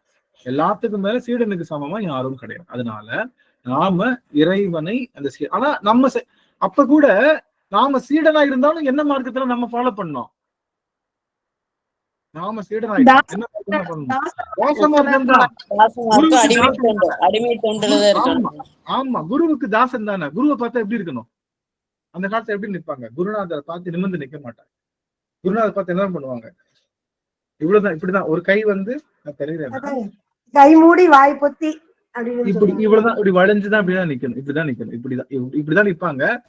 எத்தனை மணி நேரம் நிப்பாங்கன்னு தெரியாது. 3 மணி நேரம் நிக்கலாம், 4 மணி நேரம் நிக்கலாம், 6 மணி நேரம் நிக்கலாம், 10 மணி நேரம் கூட நிக்கலாம். அப்படியே நின்னு என்ன ஆயிடும்? யாருக்கிட்ட பேசினாலும் எப்படிதான் வரும்? குனிஞ்சுதான் பேசுவாங்க, இப்படிதான் பேசுவாங்க. குருநாதர்கிட்ட அடியார்கிட்ட பேசினா கூட அப்படிதான் பேசுறாங்க. வாய் பச்சு கை தழை கொஞ்சின்னு வாய் பச்சுதான் பேசும். அப்போ நீங்க பாத்தீங்கன்னா நம்ம மடத்துல இருக்கிறவங்களுக்கு எல்லாம் அந்த மடத்திலேயே வேலை பார்ப்பாங்க இல்லையா? மடத்துல வேலை பார்க்கிறவங்க நம்ம இவங்க தம்பரான் சுவாமிகள் எல்லாரும் பாத்தீங்கன்னா அவங்களுக்கு ஆட்டோமேட்டிக்கா யாருக்கிட்ட பேசினாலும் இந்த மாதிரிதான் வரும் உங்களுக்கு. அவங்க பேசுறது, அவங்க குனிஞ்சு பணிஞ்சுதான். ஏன்னா குருநாதர்கிட்ட அவ்வளவு பணி. குருநாதர்கிட்ட நம்ம காட்டுகின்ற பணிவு அடிமையை போலத்தான் இருக்கு. அப்போ நாம ஒண்ணு தெரிஞ்சுக்கணும். நீ எப்படி வேணாலும் நினைச்சுக்க சாமி, நான் உனக்கு அடிமை, அவ்வளவுதான். இதுதான் யார் செஞ்சா? நால்வர் பெருமக்கள் செஞ்சாங்க. நால்வர் பெருமக்கள் செஞ்சது நீ என்ன வேணாலும் நினைச்சுக்கோ, ஆனா நான் உனக்கு அடிமைதான். எனக்கு எதுவும் கிடையாது, நான் கேட்க மாட்டேன் உன்ட்ட. நம்ம அடிமை இல்லாதனாலதான் போய் கேட்கிறோம். நான் உனக்கு 1/2 லிட்டர் பால் ஊத்திருக்கேன், நீ என்ன பண்ணும்? பிரதோஷத்துக்கு உனக்கு 1/2 லிட்டர் பால் ஊத்திட்டேன், நீ என்ன பண்ணும்? அதுக்கு பதிலா அந்த கார் லோனை சாங்ஷன் பண்ணி கொடுக்கணும். நான் உனக்கு இந்த புளியோதரை கொடுத்துட்டேன், இப்ப 1000 பேருக்கு அன்னதானம் பண்ணிட்டேன், இதுக்கு மேல நீ என்ன பண்ணணும்? அதுக்கு மேல ஒரு ப்ராஜெக்ட் போடுவோமா இல்லையா? சாமிகிட்ட டீல் பேசுறோம்ல, சாமி நீ இது கொடுத்தா அது கொடுக்குறேன், அது கொடுத்தா அது கொடுக்குறேன். அது எப்ப வரும்? நாம அடிமை இல்லைன்ற உணர்வு தானே. உண்மைதானே சாமி? நம்ம அடிமை இல்லைன்ற உணர்வு. அப்ப அடிமை என்ற உணர்வு இருந்திருந்தா சாமி கிட்ட போய் டீல் பேசுவோமா? பேசணும். அப்போ நல்லா தெரிஞ்சுக்கோங்க, நாம சுவாமி கிட்ட அடிமையா இருக்கணும். அதுதான் அடிமை தொண்டு செஞ்சாதான் நம்முடைய ஆணவம் மறையும், நமக்கு தன்முனைப்பு ஏற்படாது. நாம நமக்கு நாம் எனது அப்படிங்கிற அந்த மமகாரமும் எல்லாமும் நம்ம கிட்ட போகும். அதனால சிவபெருமானை பார்க்கும்போது தோல்ல தொண்டு இருக்க கூடாது, இடுப்புலதான் கட்டணும். அடியார்களை பார்க்கும் போதும் அதே உணர்வுதான். சிவபெருமானுக்கு என்ன மரியாதையோ அதனாலதான் அடியார்களுக்கு என்ன பண்றோம்? அடிமை தொண்டு தானே. அடியார்கிட்ட அடிமையா தான் நின்று பேசுறோம். அவங்க கிட்ட சொல்லுங்க, சிவபெருமானே நேர்ல வந்தது மாதிரி. அப்படி அடிமை திறத்தை நாம வெளிப்படுத்துறதுலதான் நம்மளுடைய உயர்வை சுவாமி வச்சிருக்கான். நல்லா தெரியும், எவ்வளவு அடிமையா நிக்கிறோமோ நல்லதுக்கு மட்டும்தான். ரைட்டா? நல்லதுக்கு மட்டும். அதுக்காக ஆனா இந்த வார்த்தை நான் சொல்லக்கூடாது. ஆனா பாருங்க, நல்லதுக்கு மட்டும் நான் சொல்றேன். எனக்கு பயம், ஏன்னா அடியார்கள் எங்கேயோ ஆனந்த் சொன்னான்றதுக்காக எதுவும் ஏதாவது ஒருத்தவங்க இந்த விஷயங்கள் பண்ணுங்க அப்படின்னு சொல்றப்ப அடிமை தொண்டு. ஆனா அடியார்கள் செஞ்சிருக்காங்க, அதையும் செஞ்சிருக்காங்க இல்லையா? அதையும் தன் பிள்ளைய கொடுத்தது எல்லாமே கொடுத்திருக்காங்க. அப்படிங்கிறப்போ அவங்களுக்கு பேதம் இல்லை. இருந்தாலும் நான் உங்களுக்கு டிஸ்கிளைமர் போடுறது என்னன்னா, நாம அறத்தின் பால அடிமை நிக்கணும். அறத்துல பொய் சொல்லு அப்படின்னு சொன்னாங்கன்னா இல்ல அது நான் செய்ய மாட்டேன். அது எனக்கு என்ன, நான் என்னுடைய அடிமை, என்னுடைய சிவபெருமான் கொடுத்த புக்குல இந்த விஷயம் இல்லை அப்படின்னு நாம அறத்தின் பால் அடிமையா இருக்கணும், சிவத்தின் பால் அடிமையா இருக்கணும். அப்படிங்கிறத மட்டும் அது அடியார்கள் சரியா புரிஞ்சுக்கிட்டீங்க அப்படின்னா சிவபெருமானுடைய முழு கருணையும் உங்களை எவ்வளவு சேரும்னு தெரியாது. இந்த பிறவியில நீங்க எவ்வளவு பெரிய நிலைமை அடைவீங்கன்னு தெரியாது. அதனால இனி சிவபூசை பண்ணும் போது என்ன இருக்கணும்? நமக்கு முன்னாடி நிக்கிறவன் யாரு? ஆண்டான், நம்முடைய எஜமானன். இயமானனாம் விமலா வருது இல்லையா? எதுல வருது? இயமானனாம் விமலா எதுல வருது? இயமானன்னா யாரு? இயமானன்னா எஜமானன் அர்த்தம். இயமானன்னா எஜமானன் அர்த்தம். இதை செய் அப்படின்னு சொல்றவன், இதை செய்யன்னு சொல்ற, அதுக்கு பேர் இயமானன் அர்த்தம். இயமானனா எஜமானன். அந்த இயமானனுக்கு நாம இயமானனா அவனை நினைக்கலாம். பாக்குறப்பெல்லாம் அவன் இயமானன். நமக்கு என்ன வேணாலும் நடந்துட்டு போகும், அவனுக்கு செய்யக்கூடிய தொண்டை நாம செஞ்சுட்டே இருக்கணும். புரியுதுங்களா? நமக்குன்னு வலி இல்லை, நமக்குன்னு வேதனை இல்லைன்றத தெளிவா புரியுது. சரி, இப்போ எஜமானனுக்கே இப்படி பண்ணிடுறோம்னா அரசனா இருந்தா திடீர்னு வீட்டுக்கு பிரைம் மினிஸ்டர் வராரு, மோடி வராரு, என்ன பண்ணுவோம்? உங்க வீட்டுல ஒரு காஃபி சாப்பிடணும்னு ஆசைப்படுறேன்னு சொல்லிட்டு வராரு. திடீர்னு குலுக்குச்சீட்டு போடுறாங்க, இந்தியாவுல 10 பேர் வீட்டுல காஃபி சாப்பிடணும்னு பிரைம் மினிஸ்டர் நினைச்சிருக்காரு. சரி, அதுல குலுக்குச்சீட்டு போடுறப்ப நம்ம பேர் விழுந்ததுன்னு வச்சுக்கோங்க, வீட்டுக்கு வராரு. ஒருவேளை நீங்க பிரதமரை மதிக்கிறவரா இருந்தா, அந்த கட்சியவே சார்ந்தவரா இருந்தா என்ன பண்ணுவீங்க? கட்சியை பத்தி பரவாயில்ல, கலகால் புரியாது, ஒண்ணு புரியாது, என்ன செய்யறது எது செய்யறதுன்னு புரியாது ஒண்ணும். ஆமா. அப்போ நாம இப்ப மக்களாட்சியிலேயே பிரதமரை பார்த்தா என்ன பண்றோம்? வணங்குறோம், அவங்களுக்கு மரியாதை கொடுக்குறோம், அவங்களுக்கு சேவகம் செய்யறதுக்கு தயாரா இருக்கும். ஆமா, காலில் விழுந்து ஆசீர்வாதம் வாங்குவோம், அவ்வளவு பெரியவங்க கிட்ட நம்ம நல்ல பேர் வாங்குவோம், எல்லாம் பண்ணுவோம் இல்லையா? மக்களாட்சி, மன்னராட்சியில இறைவனே மன்னனா இருந்தா எப்படி பண்ணும்? எவ்வளவு அடிமை பண்ணும்? நிமிந்து மன்னனுக்கு என்ன பண்ண மாட்டாங்க? மன்னனை நிமிந்து ஏறெடுத்து பார்க்க மாட்டாங்க, தெரியும் இல்லையா? மன்னனை ஏறெடுத்தே பார்க்க கூடாது, குனிஞ்ச தலைதான். மன்னனை பார்த்திருக்கவே மாட்டாங்க. நீங்க பாத்தீங்கன்னா அந்த தளபதியா இருக்கட்டும், அந்த சேனாதிபதியா இருக்கட்டும், யாருமே என்ன பண்ணிருக்க மாட்டாங்க? மன்னனுடைய திருவடியை தவிர கீழே குடிச்சா எதான் தெரியும்? திருவடி தெரியும். மன்னனை நிமிந்து மன்னனுடைய முகத்தையே இது வரைக்கும் பார்த்துக்க மாட்டாங்க, அவங்களுடைய சந்ததியே பார்த்திருக்காரு. கீழே குனிஞ்ச தலை நிமிராது. மன்னனை ஒரு வரை கூட அவன் திருவடியை தவிர வேற எதுவும் பார்க்க மாட்டாங்க. நாம அப்படி இருக்கோமா? நமக்கு 2 அரசன். யாரு? ஒண்ணு தியாகராசன், இன்னொன்னு நடராசன். 2 ராசர்கள் இருக்காங்கல்ல. நமக்கு 2 ராஜாக்கள் இருக்காங்க. தியாகராஜர் இருக்காரு, இன்னொரு யாரு? நடராஜர் இருக்காரு. தியாகராஜர் மண் தத்துவம், மண்ணு தொடங்குற இடம். நடராசர் ஆகாய தத்துவம். ஆக தொடக்கத்திலையும் முடிவிலையும் ராஜாவா இருந்து நம்மளை வழிபடுத்தக்கூடிய ஆற்றல் உடையவர் யாரு? நம்மளுடைய பெருமான் தான். அப்போ அவன் எப்படிப்பட்டவன்? அவன் அரசன். எப்படிப்பட்ட அரசன்? அரசர்களுக்கெல்லாம் அரசன். எல்லா இந்த உலகத்துல இருக்கக்கூடிய அரசர்களுக்கு மட்டும் அரசனா என்ன? உலகத்துல இருக்கக்கூடிய அரசர்களுக்கு அரசனா என்ன? இல்ல. வானுலக அரசன் யாரு? வானுலகத்துக்கு யாரு அரசன்? சிவபெருமான், இந்திரன். இந்திரன் தான் வானுலக அரசன். ஆனா அவனுக்கும் யாரு அரசனாக விளங்கக்கூடியவன்? தேவர்களுக்கும் தேவாதி தேவனா விளங்கக்கூடியவன் நம்மளுடைய சிவபெருமான் தான். ஆக சிவபெருமான் யாருன்னா நம்ம எல்லாருக்கும் அரசன். இப்ப சிவபெருமான் அரசன் நீங்க நினைக்கிறப்போ உங்களுக்கு அடிமை தொண்டு எப்படி வந்துரும்? தன்னால வந்துடும். சிவபெருமான அரசன் நினைக்கும் போது, அதனாலதான் நடராஜரை பார்க்கும்போது என்ன இருக்கணும்? நடராஜர் ஏன் திருவடி தூக்கி காமிக்கிறாரு? ஏன்னா குனிஞ்சேதானே அந்த பிள்ளைங்க பார்க்கும். ராஜானால ராஜா என்ன பண்ணும்? குனிஞ்சேதான் பார்க்கும். ஆனா பாக்குறப்ப இன்னும் கொஞ்சம் பக்கத்துல காட்டுவோமேன்றதுக்காக திருவடியை பக்கத்துல காமிக்கிறார். நாம என்ன பண்றோம்? நடராஜரை முழுசாத்தான் பாக்குறோம் இல்ல? ஏன்னா நமக்கு நம்ம ஒண்ணும் அடிமை தொண்டு பண்ணலையே. நம்ம வீட்டுல வச்சிருக்கவோ அவரை நாம தான் பண்றோம். என்னமோ நம்ம போடுற மாலையில தான் அவர் வாழ்ற மாதிரியும், நம்ம போடுற ட்ரெஸ்ல தான் அவர் உயிர் வாழ்ற மாதிரியும், நம்ம கட்டுற சலங்கையில தான் சாமி போடுற மாதிரியும், நாம போடுற காசு மாலையில தான் சாமி இருக்கிற மாதிரியும் நினைப்புல தானே பண்ணிட்டு இருக்கோம். நம்ம காசு மாலை போடாட்டி என்ன நினைக்கிறோம்? சாமி ஐயோ பாவம், காசு மாலை இல்லாம உட்காந்துருக்கே, சாமி சலங்கை இல்லாம உட்காந்துருக்கே, சாமி ட்ரெஸ் இல்லாம உட்காந்துருக்கேன்னு நாம அந்த பாவனையில தான் போடுறோம். என்னைக்காவது மன்னருக்கு தருகின்ற பரிசு, மன்னனுக்கு செய்கின்ற தொண்டுன்னு நம்ம செய்யறோமான்னா கொஞ்சம் கம்மி. ஏன்னா நமக்கு சொல்லி தரல. சொல்லி தரனா எங்க அடியார்கள் சிறப்பா செய்வாங்க. எங்க அடியார்கள் யாரு? ஒரு முறை சொல்லிட்டோம்னா அந்த பக்திய மனசுல வழுத்தி அழுத்தி செஞ்சு பெருமானுடைய திருவடியை மிக எளிதாக பற்றுகின்ற ஆற்றல் உடையவர்கள் நம்முடைய அடியார்கள். அதனால அடியன் இங்க அழுத்தி சொல்றேன், சிவபெருமானிடம் பக்தி செய்யும் போது மன்னரிடம் ஒரு சேவகன் பக்தி செய்வது போல மன்னர் இறங்கி வருவார். நம்ம பெருமான் யாரு? நம்ம சிவபெருமான் யார்? நம்ம மன்னனா நினைக்கிறோம். நம்ம சிவபெருமான் யாரு? என்னையும் ஒருவனாக்கி இருங்கலல் சென்னியில் வைத்த சேவகம். என்னையும் ஒருவனாக்கி இருங்கலல் சென்னியில் வைத்த சேவக போற்றி அப்படின்னு சொல்லும் போதே மனசெல்லாம் புல்லரிக்குது. அவன் அண்ட சராசரத்துக்கும் அரசன். என்ன போய் அவனுடைய கூட்டத்துல ஒருவனாக்கி அவனுடைய 2 திருவடியை ஏன் தலைமையில சூட்டுகின்ற ஆற்றலுடைய பெருமானே, உன்னுடைய திருவடியை எனக்கு சேவகம். ஆனா என்ன பண்ணிட்டு இருக்கான்? நமக்கு தான் சேவகம் பண்ணிட்டு இருக்கான் இல்ல? சிவபெருமான் செய்கின்ற சேவகத்தை நாம வேணா ஒரு பூவை போட்டு வந்துடுறோம் இல்ல, ஒரு பாயசத்தை வச்சு வந்துடுறோம், ஒரு பொங்கலை வச்சுட்டு வந்துடுறோம், ஒரு மாலையை கட்டி போட்டு வந்துடுறோம், ஒரு இடுப்புல ஒரு துணியை கட்டி வந்துடுறோம், மாலை காசு மாலை எல்லாம் போட்டு வந்துடுறோம். ஆனா அவன் என்ன பண்றான்? நம்ம சாப்பிடுற சாப்பாட்டுல உள்ள விட்டமின் எல்லாம் பிரிக்கிறான். யாராச்சும் பண்ண முடியுமா? இட்லி சாப்பிட்டா இட்லியில் உள்ள விட்டமினை மட்டும் பிரிச்சு என்ன பண்றான்? உடம்புக்கு கொடுக்குறான். மூச்சு காத்துல எத்தனையோ காத்துகள் இருக்கு இல்ல, ஆக்சிஜன் இருக்கு, நைட்ரஜன் இருக்கு, எத்தனையோ காற்று. ஆனா ஆக்சிஜனை காற்றை மட்டும் எடுத்து என்ன பண்றான்? லங்ஸுக்கு கொடுத்து அந்த லங்ஸ்ல இருந்து வரக்கூடிய ஆக்சிஜனை எல்லா ரத்த அணுக்கள்லையும் கொண்டு போய் நம்ம மஜ்ஜைக்குள்ள கொண்டு போய் நம்ம அம்மாவோட வயிற்றுல நம்ம முதல் மாசம் எப்படி இருந்தோம்?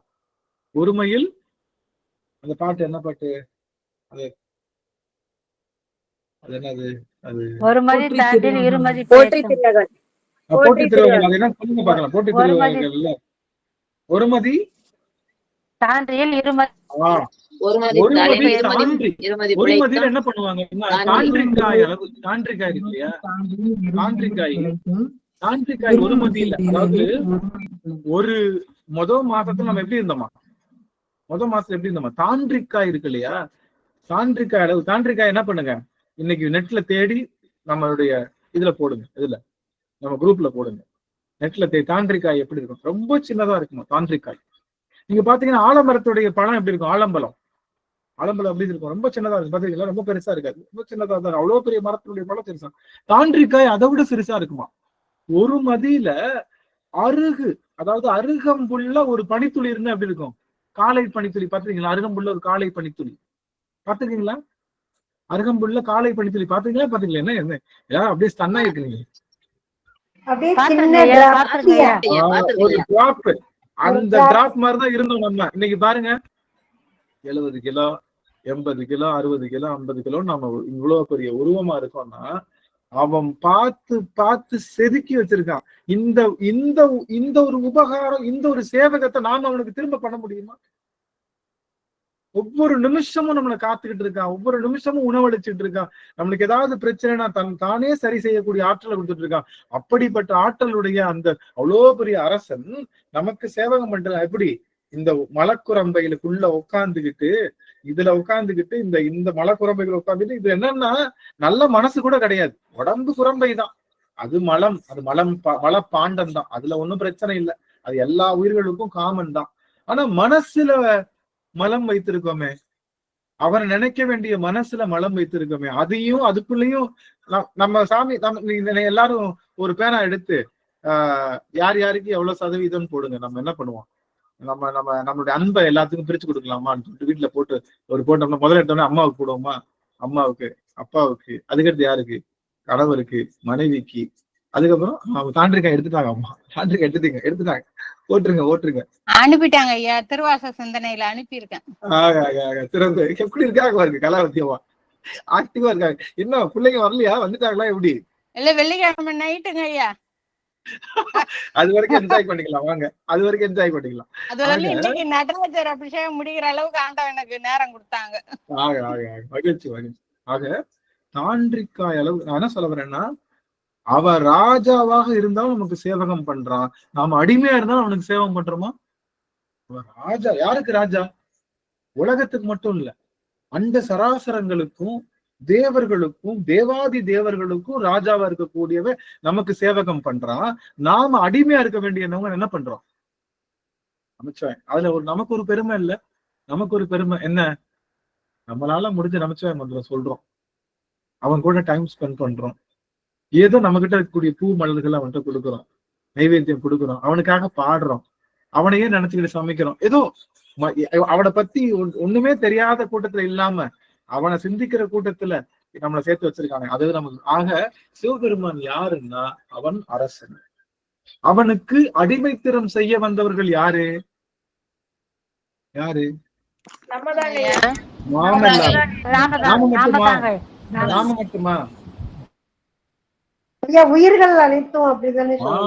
கண்ணை திறந்து வைத்த கருப்பொருளே கோவில், கதவை திறந்தழைத்த திருவருளே, வெண்ணை நல்லூர் உறையும் அருட்கடலே, என்னை இங்கு ஆள வந்த பெரும் கடலே. அதுல பக்தி பெருக்கில் எந்தன் ஊனுருக, அந்த பரவசத்தில் உள்ளே உயிருருக, சக்தி எல்லாம் திரண்டு சிவம் பெருக, சக்தி எல்லாம் திரண்டு சிவம் பெருக, எந்தன் சந்ததியே உந்தனுக்கு அடிபணிய இறைவா, சித்தமெல்லாம் எனக்கு சிவமயமே. நாம மட்டும் அடிமை கிடையாது. யார் அடிமை? நம்ம சந்ததியர் எல்லாரும் வழிபடி சந்ததியே. நீங்க பாத்தீங்கன்னா அடியனுடைய வாழ்த்துல பாத்தீங்கன்னா, நீங்க பாத்தீங்கன்னா பெருமானுக்கு தொண்டு செய்கின்ற பெரும்பேற்றை வாழையடி வாழையாக பெற்றுனா அடியன்னு சொல்லுவேன். பெருமானுக்கு தொண்டு செய்கின்ற பேற்ற வாழையடி வாழை, சந்ததி சந்ததியா இந்த ஜென்மம் பெறணும். நம்மளோட போயிடக்கூடாது, அது மட்டும் தெரிஞ்சுக்கணும். நம்மளோட இந்த சிவத்தொண்டோ சிவ அடிமைத்திறமோ போயிடக்கூடாது. நமக்கு வருகின்ற சந்ததிகளும் தொடர் சந்ததிகள் அத்தனையும் நம்மளுடைய முன்னோர்கள் காத்து வச்சனாலதான் இன்னைக்கு திருநீர் பூசிட்டு இருக்கோம். நம்ம முன்னோர்கள் கோவிலை காத்து வச்சனாலதான் திருமுறை பாடிட்டு இருக்கோம். அது போல நாம் என்ன பண்ணோம், நம்ம சந்ததிகளுக்கு நம்மளுடைய சிவத்திறமையும் அடிமைத்திறத்தையும் சொல்லி கொடுத்து அப்படியே அக்காரம் ஊட்டி அடிசில் அப்படியே வாயில பொங்கல் சக்கரை பொங்கல் வெண்பொங்கலை ஊட்டினா குழந்தை லபக்குன்னு முழுங்குற மாதிரி என்ன பண்ணோம், சிவத்தை அப்படியே ஊட்டி ஊட்டி ஊட்டி அடுத்த சந்ததியை சிவ கொழுந்தா சிவ பரம்பரையா சிவ வாழையா மாத்தி கொடுக்க வேண்டிய திறமையும் நமக்கு உண்டு. அதனால நாம மட்டும் அடிமை தொண்டு செய்ய வரல, நமக்கு பின்னாடி வருகின்ற வழிவழி சந்ததிகளும் அடிமை தொண்டு செய்ய வந்தவர்களாக இருக்கிறார்கள் அப்படிங்கிற அந்த செய்தியை நாம சிறப்பா புரிஞ்சுக்கணும் அப்படின்னு நான் சொல்றேன். அடுத்து அப்போ இறைவன் யாரு? இப்போ அரசன். இறைவன் யாரு? நமக்கு அரசன். யாருக்கு அரசன்? யாருக்கு அரசன்? அண்ட சராசரங்களுக்கும். இறைவனுக்கு இன்னொரு பேர் உண்டு, உடையாயின்னு பேர் உண்டு. சிவபெருமானுக்கு மட்டும்தான் அந்த பேர், வேற யாருக்கும் பேர் கிடையாது. நீங்க பாத்தீங்கன்னா ஆழ்வார்களும் உடையவர்கள்னு பேர் வச்சுக்குவாங்க பாத்தீங்களா, உடையவர் அப்படின்னு வச்சுக்குவோம் ஆழ்வார்கள். ஆனா சிவபெருமான் ஒருவனுக்குத்தான் உடையவன்ற பேர் உண்டு. ஏன்? அவனுக்கு மட்டும்தான் எல்லா பொருட்களுடைய உடைமை உண்டு. பாத்துறீங்களா? அவனுக்கு மட்டும்தான் எல்லா பொருள்கள்லையும் உடைமை உண்டு. ஒரு பொருள் நிலைத்து நிக்குதுன்னா என்ன அர்த்தம்? சிவனுடைய சீர் அதுல குத்தி இருக்குன்னு அர்த்தம். நீங்க பாத்தீங்கன்னா அம்மா என்ன பண்ணுவாங்க, சீர் கொடுக்குறப்ப என்ன பண்ணுவாங்க, பிள்ளைக்கு அம்மா பிள்ளைக்கு சீர் கொடுப்பாங்கல்ல, பண்டம் பாத்திரம் என்ன பண்ணுவாங்க? பாத்திரத்துல எல்லாம் பேர் அடிச்சு கொடுப்பாங்க ஐயா. பாத்திரத்துல பேர் அடிச்சு கொடுப்பாங்கல்ல. பாத்திரத்துல முத பேர் அடிச்சது யாரு? பாத்திரத்துல முத பேர் அடிச்சது யாரு? அப்பந்தாங்க ஐயா. எங்க அடிச்சான் அப்படின்னா, நமக்கு அந்த தாளம் வழங்கினான்ல, பொற்தாளம் வழங்கினான்ல, பொற்தாளம் வழங்குறப்போ அது என்ன படிச்சு பேர் அடிச்சு கொடுத்தான்? சிவசிவன் பேர் அடிச்சு கொடுத்தான். அவன் முத தாளத்துல பேர் அடிச்சு கொடுத்து முத வந்து பாத்திரத்துல பேர் அடிக்கிற விஷயத்த உருவாக்கி வச்சவனே நம்ம அப்பந்தான். டாக்குமெண்ட்ல சைன் போடுற பழக்கம் யார் கொண்டு வந்தது? எல்லாம் எழுதி கடைசியில நான் தான் இதை பண்ணேன்னு சைன் போடுற பழக்கம் நம்ம அப்பந்தான் கொண்டு வந்தான். டாக்குமெண்ட் சைன் போன்றது பாத்திரம். அது மாதிரி உலகத்துல ஏதாவது ஒரு கல்லு நினைச்சு உங்க கண்ணுக்கு தெரியுது ஒரு கல்லுன்னா அதுல என்ன பேரு, எவன் பேர் அடிச்சிருக்கு? நம்ம அப்பன் சிவன் பேர் அடிச்சிருக்கு. எந்த ஒரு உயிரா இருந்தாலும் அந்த உயிருக்குள்ள மூச்சு காத்து என்ன பேர்ல தான் வருது? நமச்சிவாயன்ற மூச்சு காத்து அந்த சத்தத்துலதான் போயிட்டு வருது. அந்த மந்திரத்துக்கு பேர் என்ன? நாம செபிக்காத மந்திரம். அதனால அசபா மந்திரம் பத்தம். வாயை திறந்து செபிக்கிற மந்திரம் சபா மந்திரம், வாயை திறந்து செபிக்காத மந்திரம் அசபா. அந்த அசபா மந்திரத்தை எல்லா உயிர்களும் சொல்லிட்டு இருக்கு. அப்ப எல்லா உயிர்கள்லயும் எவன் பேர் எழுதியிருக்கு? எவன் பேர் எழுதியிருக்கு?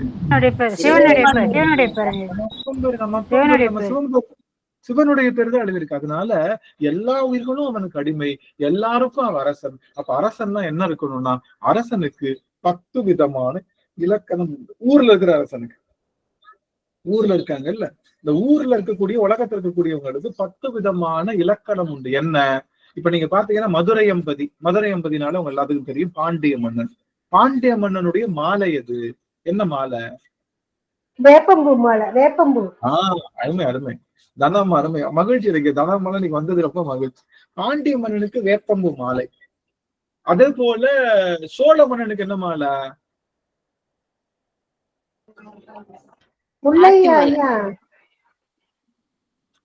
பனைம்பூ மாலை. பனைம்பூ மாலைன்னு நினைக்கிறேன். இவங்களுக்கு சோழர்களுக்கு சேரர்களுக்கு தான் ஆத்தி மாலைன்னு நினைக்கிறேன். அது சரியா எனக்கு மாத்தி சொல்றேன்னா எனக்கு சரியா தெரியல. ஆனா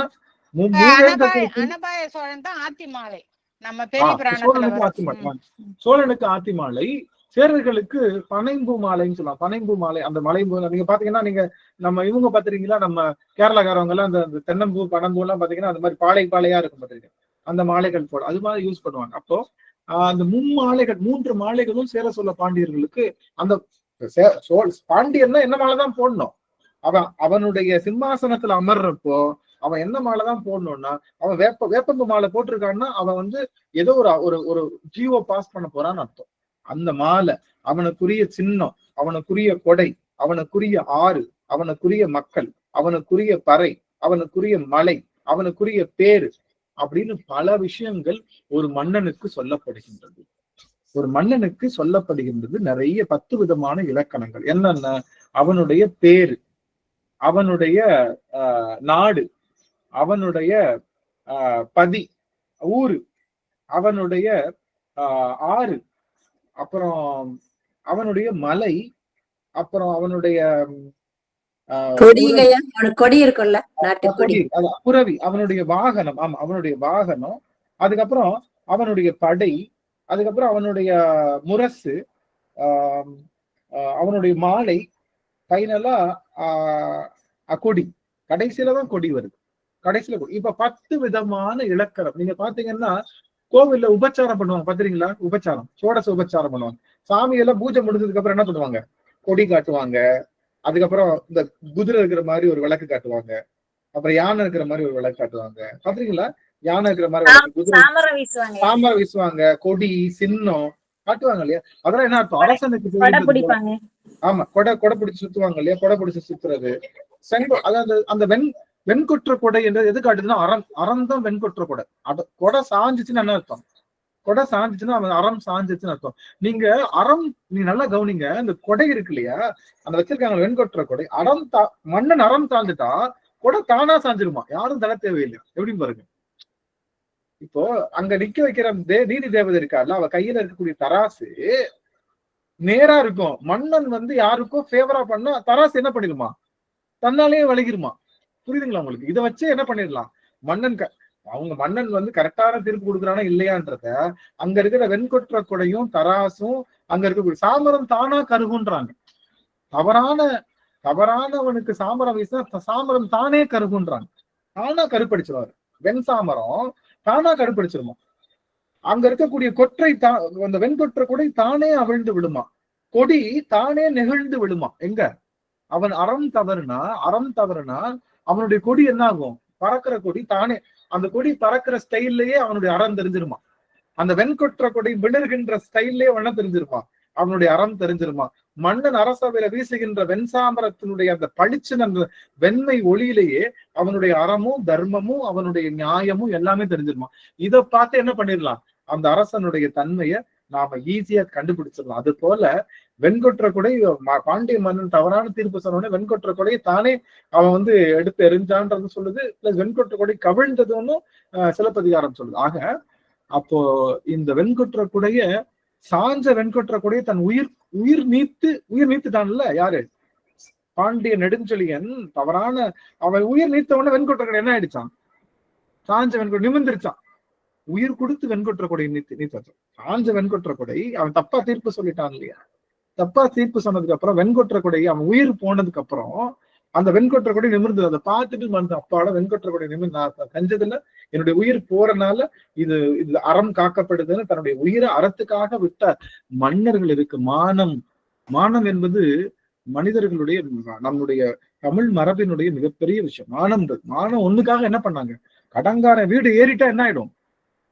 அடங்கார வீட்டு வாசல்ல வந்துட்டா அவ்வளவுதான், மானம் போயிடுச்சு, அவ்வளவுதான். அதுக்கப்புறம் நீங்க நிறைய உழவர்கள்லாம் பாத்தீங்கன்னா என்ன பண்ணுவாங்க, அந்த தற்கொலை இதெல்லாம் கேட்கிறோம் இல்லையா. காரணம் என்னன்னா மானம் அதிகமா இருந்தது. அவங்க இப்பெல்லாம் கிரெடிட் கார்டு வாங்கிட்டு டியூ கட்டல அப்படின்னா வந்தாங்கன்னா ஒரு காஃபியை போட்டு கொடுத்துட்டு அடுத்த மாசம் இல்லாட்டி நான் என்ன பண்றேன் மினிமம் டியூ கட்டிடுறேங்கன்னு ஒரு 10 நாள்ல அப்படின்னு சொல்லிட்டு அவன் நான் சும்மா காலுன்னு கத்துறா கூட காதுலயே வாங்காம அடுத்து நெட்ஃபிளிக்ஸ்ல என்ன பார்க்கலான்னு நம்ம சேனலை செஞ்சு பண்ணிட்டு பார்த்துட்டு போற மாதிரியான மானமுடையவர்களா மாறிட்டோம் நம்ம.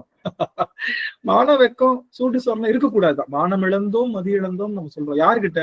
சிவபெருமான் கிட்ட மானம் இருக்கக்கூடாது, அடியார்கள்ட்ட மானம் இருக்கக்கூடாது. அதுக்காக மத்தவங்க கிட்ட மானம் இருக்கணும். புரியுதுங்களா? யாருக்கிட்ட மானம் இருக்கக்கூடாதுன்னா சிவபெருமான்ட்ட. அதுக்காக அப்படியெல்லாம் சொல்லணும். அது மாதிரி நிறைய விஷயங்கள் இந்த அறத்தை பத்தி சொன்னோம். சரி, இப்போ திரு தசாங்கத்துல நம்ம என்ன தெரிஞ்சுக்க போறோம்னா முக்கியமான செய்தி என்ன அப்படின்னா, நாம சிவபெருமானுக்கு அடிமை தொண்டு செய்ய வேண்டும். இனிமே சிவபெருமானை பாக்குறப்ப என்ன பண்ணணும்?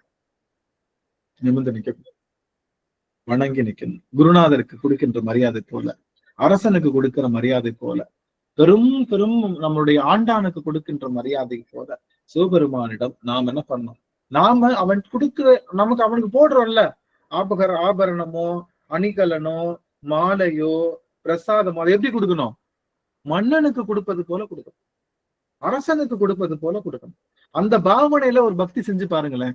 ஒரு வாரம் அந்த பாவனையில சிவபூசை ஏற்கனவே செய்ய ஆரம்பிச்சிட்டீங்க எல்லாரும். நான் பார்த்தேன், ரொம்ப மகிழ்ச்சி. எல்லாரும் சிவபூசனை செஞ்சு எல்லாரும் போட்டோ எடுத்து அனுப்பிச்சிருந்தீங்க, ரொம்ப சந்தோஷமா இருந்தது.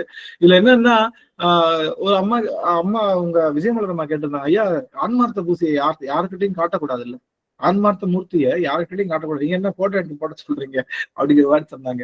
ஆன்மார்த்த மூர்த்தி யார்கிட்டையும் காட்டக்கூடாது. உண்மைதான், தன்னுடைய கணவர் போல தன்னுடைய குழந்தை போல அது ஒரு பெரிய ஆன்மார்த்தம். ஆனா சிவனடியார்கள் விதிவிலக்கு. சிவனடியார்கள் கிட்ட காட்டலாம், அப்ப இல்லை. நாம வர்றவங்க போறவங்க தான் காட்டக்கூடாது, அதனுடைய அருமை தெரியாதவங்க கிட்ட காட்டக்கூடாது. ஆனா அதனுடைய அருமை தெரிஞ்சு அதை பார்த்தவங்க கையெடுத்து வணங்குகின்ற இடத்துல நம்ம அதை காட்டலாம். அதனால சிவனடியார்கள் கிட்ட நம்ம ஆன்மார்த்த மூர்த்தியை கண்டிப்பா, வீட்டுக்கு யாராவது வந்தாங்கன்னா நம்ம ஆன்மார்த்த மூர்த்தியை காமிச்சு சிவனடியார்கள் இதை நீங்க கொஞ்சம் பூசணை பண்ணி கொடுங்கன்னு சொல்லி நம்ம சாமிக்கு என்ன பண்ணணும், கொஞ்சம் சார்ஜை ஏத்திர வேண்டியதான். நல்ல சிவனடியார்கள் வந்தாங்கன்னா உங்க கையால மலர் கொடுத்து என்னுடைய ஆன்மார்த்த மூர்த்திக்கு என்ன பண்ணுங்க, கொஞ்சம் சார்ஜை ஏத்துங்க சாமி. அது மாதிரி அடியார்கள் மூலமாக பெருமான சார்ஜ் ஏற்ற தேவையில்லை, சும்மா ஒரு நம்ம மனபாவனைக்காக சொல்றேன். என்ன சொல்றேன்னா, நம்ம ஆன்மார்த்த மூர்த்தி சிவனடியார்கள் பார்க்கலாம், தவறில் குருநாதர் பார்க்கலாம். சிவனடியாரு குருநாதர் சிவபெருமான் இவங்க எல்லாரும் என்னதான்? சிவனடியார் குருநாதர் சிவபெருமான் இவங்க எல்லாரும் என்னதான்? ஆமா, இவங்கள்ல எந்த பேதமும் கிடையாது. சிவனடியார்கிட்டயோ குருநாதர் கிட்டயோ சிவபெருமான் கிட்டயோ யாருக்கிட்டையும் நமக்கு பேதம் இருக்க தேவையில்லை. அதனால நம்ம காமிக்கிறோம். அப்போ இப்ப நீங்க இனிமே பூசணி பண்றப்ப என்ன பண்ணணும்? போடுற அந்த மலர் எப்படி போடணும்? பணிவா போடணும். பாவனை ரொம்ப அந்த பாவனை நினைச்சு ரொம்ப பாருங்க. பவ்யமா போடணும். ரொம்ப நீங்க நினைச்சு பவ்யமா பாருங்க, நீங்க 4 மலர் போடுங்க, அவன் பெரிய அரசன், அந்த சராசரத்துக்கு அதிபதியா இருக்கக்கூடிய அரசன் இங்க அமர்ந்திருக்கான், நாம போடுற பூசணைய வாங்கிக்கிட்டு இருக்கான்னு நினைச்சு நீங்க ஒரு பூ போட்டு 2வது பூ எடுக்கிறப்ப கண்ணுல இருந்து கண்ணீர் கலகல கலகலன்னு ஊத்தும். கன்ஃபார்மா ஊத்தும்.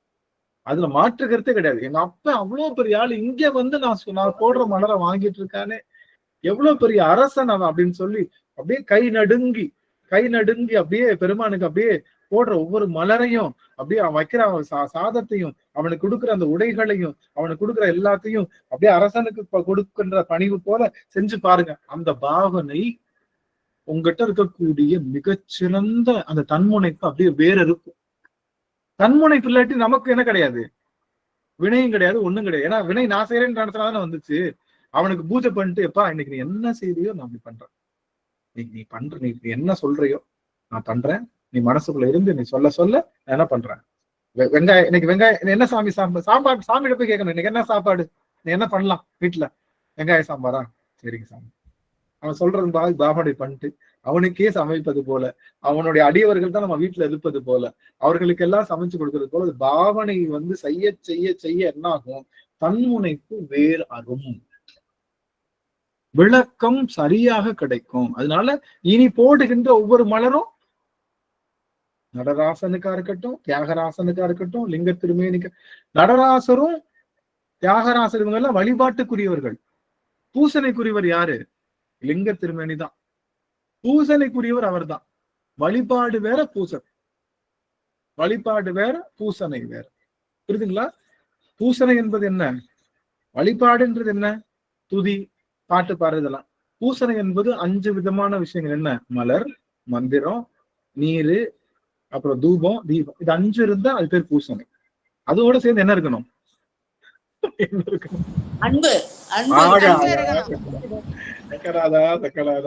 அந்த இன்கிரீடியன்ட் இல்லாட்டி அவன் தான் வரவே மாட்டானே, அவனுக்கு தேவை அந்த இன்கிரீடியன்ட் தானே. அதனால மலர், மந்திரம், பூசனை, மலர், மந்திரம், நீர், தூபம், தீபம் 5மே இருக்கணும். 5 இல்ல, ஏதாவது ஒண்ணு குறைஞ்சாலும் அன்னைக்குன்னு பத்தி வாங்க மறந்துட்டோம், சிவபூசனை. மனசுல என்ன பண்ணும், நெஞ்சமே கோவில், நினைவே சுகந்தம், அன்பே மஞ்சள் நீர், பூசை கொல்ல வாராய் பராபரமே, அன்பர்தமை எனக்கு ஆளாக்கி விட்டு விட்டால் இன்ப நிலை தானே வந்த இதும் பராபரமே. அப்படியே 9th ஸ்டாண்டர்ட்ல படிச்சேன், இன்னும் ஞாபகம் இருக்கு. கரெக்டா எங்க தமிழ் டீச்சர் சொல்லி கொடுத்தது. அந்த பாட்டு படிக்கிறப்பவே அப்பெல்லாம் எனக்கு வந்து அது அந்த உணர்வு, அது தாய்மானவருடைய பாடல், அது தாய்மானவர் பாடல். இன்னைக்கெல்லாம் அந்த சிலபஸ்ல வைக்கிறாங்கன்னு தெரியல. அன்பே மஞ்சள் நீர், அன்பே சுகந்தம், நினைவே மஞ்சள் நீர், பூசனை கொல்ல வாராய் பராபரமே அப்படின்னு சொல்றப்போ, எங்க டீச்சர் சொல்லி கொடுக்குறப்போ அப்படியே அந்த இடத்துல நிஜமோட மஞ்சள் நீர் வந்துரும். மஞ்சள் நீர்னா என்னன்னு எங்களுக்கு தெரியாது. அப்பதான் குளிக்கிற தண்ணி, நாங்க மஞ்சள் நீர்னா குளியர் தண்ணி. கோயில் நினைவே சுகந்தமாய் மஞ்சள் நீர் பூசை கொள்ள வாராய் நெஜகமே கோயில், நெஜகமே கோயில், நினைவே சுகந்தம், அன்பே மஞ்சள் நீர், பூசை கொள்ள வாராய். அன்பு, அன்பு அப்படி எல்லாமே நம்ம அன்புனால நிரப்பி செய்யலாம் அப்படிங்கறத அந்த இடத்துல சொல்லுவாங்க. அத என்ன கடைசியா முடிக்கிறது, அன்பர் பணி செய்ய என்னை ஆளாக்கி விட்டு விட்டால், அன்பர் பணி செய்ய என்னை ஆளாக்க விட்டு விட்டால் இன்ப நிலை தானே வந்த இதும் பராபர். இன்ப நிலை தானே வந்துடும் சாமி, நான் ஏன் வந்து கஷ்டப்படணும் அப்படின்னு சொல்லுவோம், அன்பர் பணி செய்வதற்காக. அப்ப அன்பர் பணி தான் எல்லாத்தோட சிறந்தது. ஆக பூசனைக்குரியவர் நம்முடைய லிங்க திருமேனி, வழிபாட்டுக்குரியது மூர்த்தமன், மூர்த்தம் வழிபாட்டுக்குரியது. மூர்த்தம் வைத்து என்ன பண்ணக்கூடாது, பூசனை செய்யக்கூடாது. மூர்த்தம் வழிபாட்டுக்குரியது, பூசனை லிங்க திருமேனிக்குத்தான். புரியுதுங்களா? இனிமே பூசனை செய்யும் போது கை நடுங்கணும், இதழ் துடிக்கணும், கண்ணீர் வரணும், அப்படியே மனம் பதைக்கணும். ஐயோ அவனுக்கு வந்து இந்த பூ, மன்னருக்கு பூ பறிக்கிறப்ப எப்படி கொடுப்போம், அப்படி ஒவ்வொரு நாளும் கொடுக்கணும், இந்த ஒரு செய்தி மட்டும் அடியன் சொல்லி, எப்பயுமே நான் வந்து எடுத்துக்காட்டுக்கு வந்து எப்பவுமே வைணவ கதைகளுக்கு போக மாட்டேன். நீங்க பாத்திருக்கீங்களா? எப்பயுமே சைவ கதையில தான் இருப்போம் நம்ம. வைணவத்து மகாபாரதமோ ராமாயணமோ அடியன் ரொம்ப கம்மியா தான் பேசுவேன், அதிகமா அதுல நான் எடுத்துக்கிறது இல்லை. ஆனாலும் இந்த இடத்த நான் ராமாயணத்தை வந்து எடுத்துதான் ஆகணும். சபரி அப்படின்ற ஒரு பாட்டி, உங்க எல்லாருக்கும் சரி, சபரி அப்படிங்கிற ஒரு பாட்டி. அந்த சபரி பாட்டிக்கு மதங்க முனிவர் தான் வந்து குருநாதர். அந்த பாட்டி ஒரு நாள் தெரியாதனமா, பாட்டியா இல்ல சின்ன குழந்தையா, நான் 2 நிமிஷம் சொல்லி முடிச்சிடறேன், அதோட நிறைய செய்யணும். என்ன குழந்தையா இருக்கிறப்போ ஏதோ சத்தம் கேக்குது, ஏதோ வீடு இருக்குன்னு அது காட்டுவாசி பொண்ணு எட்டி பாக்குது. பார்த்தா மதங்கர் வந்து அப்படியே கால் மேல இப்படி கிராஸ் கால் போட்டிருப்பாருல்ல, மதங்க யோகம் சொல்லுவாங்க இல்லையா, அந்த காலை வந்து இப்படி கிராஸ் பண்ணிருப்பாங்க. தெரியுதா தெரியல, இப்படி கிராஸ் பண்ணி இப்படி உட்காந்துருப்பாரு மதங்கர். அது மதங்கருடைய ஆசன டெக்னிக். அப்படி உட்காந்துருக்காரு. மதங்கரை பார்த்தோன்னே இந்த அம்மாவுக்கு என்னன்னே தெரியல, கண்கள்ல கண்ணீர் தாரை ஊத்துது. அவர் தான் குருநாதர்னு தெரியல. ஆனா அவர் பார்த்த உடனே கண்கள் நீர் பெறுகிறது. இது வரைக்கும் வாய் அது காட்டுவாசி பொண்ணு எல்லாரும் வந்து விரட்டுறாங்க, ஆசிரமத்துக்கு போனா போ போ போ, இது அவனுக்கு இடம் இல்லைன்னு. மதங்கர் பாக்குறாரு, உள்ள வர சொல்லு. வர சொன்னோடனே இந்த அம்மா அழுகுது. என்னம்மா இங்க இருக்கிறியா, ஏதாச்சும் ஒரு வேலை செஞ்சுக்கிறியா? ஒண்ணுமே பதில் சொல்ல முடியல. மண்டைய லேசா கண்கள் நீர் பெருகு அப்படி மண்டைய ஆட்டுது. சரிட்டு மதங்கர் வந்து பல காலம் வகுப்படுத்திக்கிட்டே இருக்காரு எல்லாத்துக்கும், அங்க இருக்கிற சீடர்கள் எல்லாத்துக்கும் வகுப்படுத்திக்கிட்டே இருக்காரு. இந்த அம்மா எப்பயுமே பாத்திரம் விளக்கும், வீடு துடைக்கும், அந்த வாசல்ல கோலம் போடும், இந்த மாதிரி வேலையா பார்த்துக்கிட்டே இருக்கு. திடீர்னு மதங்கர் என்ன பண்றாரு, எனக்கு முக்தி, நான் ஊருக்கு போறேன், நாளதான் நான் ஏன்னா இவங்க தெரியும்ல, குருநாதருக்கு எல்லாத்துக்கும் தன்னுடைய ஜீவ சமாதி தெரியும் இல்லையா, அதனால நான் போறேன், உங்களுக்கு எல்லாம் என்னென்ன வேணும் அப்படின்னு கேட்கிறாரு. ஒவ்வொரு சீடரும் வந்து, சாமி எனக்கு லகிமா வேணும், உனக்கு மகிமா வேணும், எனக்கு வந்து அஷ்டமா சித்தி வேணும், எனக்கு வந்து கடல்ல அப்படியே வானத்தை மதக்கிற எல்லாத்தையும் கொடுத்துட்டே இருக்கிறப்ப சரி கிளம்புறேன்னு சொல்றாரு. இந்த அம்மாவுக்கு கண்கள்ல கடைக்கண்ணில் அப்படியே நீர் பெருகிக்கிட்டே குருநாதர் போறாரு அப்படின்னு சொல்லிட்டு கண்கள்ல நீர் பெருகுது. அம்மா வந்து கேக்குறாரு, ஐயாட்ட கேக்குறாரு, சபரி என்னம்மா இப்ப சபரிக்கு வயசு ரொம்ப ஆயிடுச்சு, சபரிக்கு ஒரு 50 வயசு ஆயிடுச்சு. சபரி பார்த்து கேட்க, என்னம்மா வேணும்னு கேக்குறாரு. நம்ம நினைச்சு கூட பாக்கல, நம்மள ஒரு ஆளா நினைச்சு என்ன வேணும்னு கேட்பாருன்னு. நம்ம தான் வீட்டு வேலைக்காரி, ஏதோ என்ன வேணும்னு கேட்கிறோன்னு இந்த அம்மாவுக்கு வார்த்தையே வரல, வாய் குளருது, கண்கள்ல நீர் பெருகி கொண்டே இருக்கு. அப்படியே கேவி அழுகிறா, தரையில விழுந்து அழுகிறா. என்ன வேணும்னு சொல்லு சபரி. குருநாதா, என்னையும் ஒருவன் சொல்லிட்டு நீ என்ன வேணும்னு கேட்டதே பெரிய விஷயம். உன் திருவடி கீழே அமர்கின்ற நிழல் மட்டும் எனக்கு போதும், வேற எதுவுமே தேவையில்லை.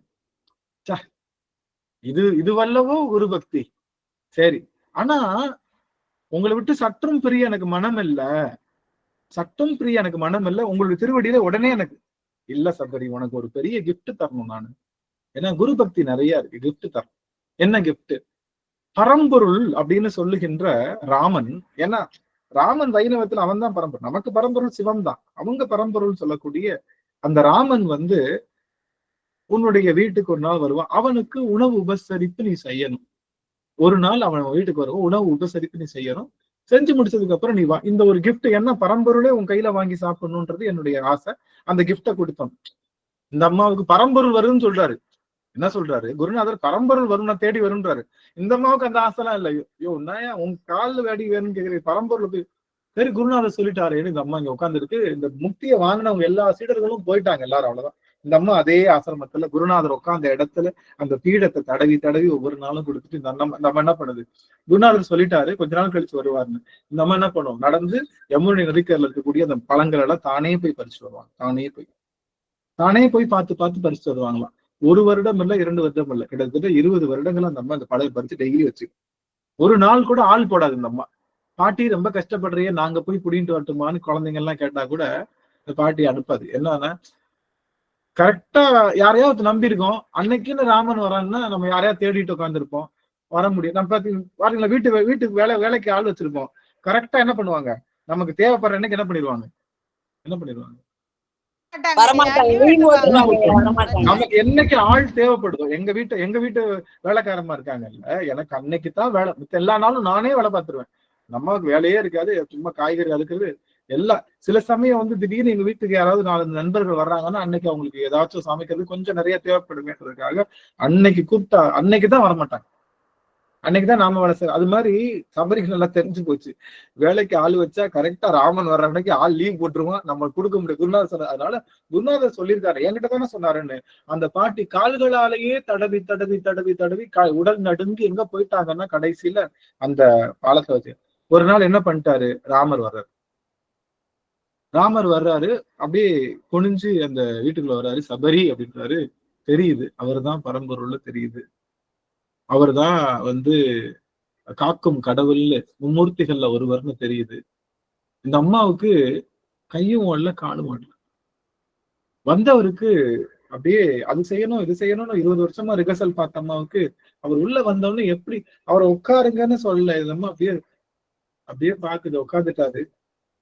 பார்த்தா அந்த அவருக்கு கொடுக்குறப்போ அது புளிப்பா இருந்துடக்கூடாது. இந்த அம்மா தெரிஞ்சுதான் எடுக்குது. கடிச்சிட்டு அது கொடுக்குது.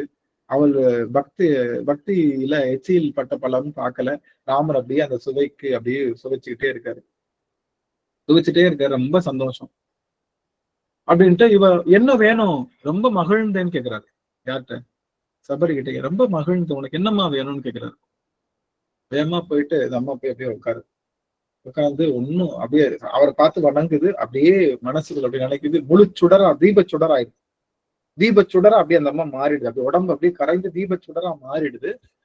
கண்ணீர் மல்கி இவர் பரம்பொருள காக்கும் கடவுள் ராமர் என்ன நினைச்சிட்டு இருக்காரு, சரி நம்ம திருவடியில வரப்போகுது அப்படின்னு சொல்லி தன்னுடைய திருவடி தூக்கி காமிச்சு, காலை தூக்கி காமிச்சு, இந்த தீபச்சுடர் நம்ம காலில தான் வரப்போகுதுன்னு பார்த்தா அப்படியே நேரா வந்து டியூட்டன் போட்டு அப்படியே வீட்டு வாசலை விட்டு வெளியே போகுது.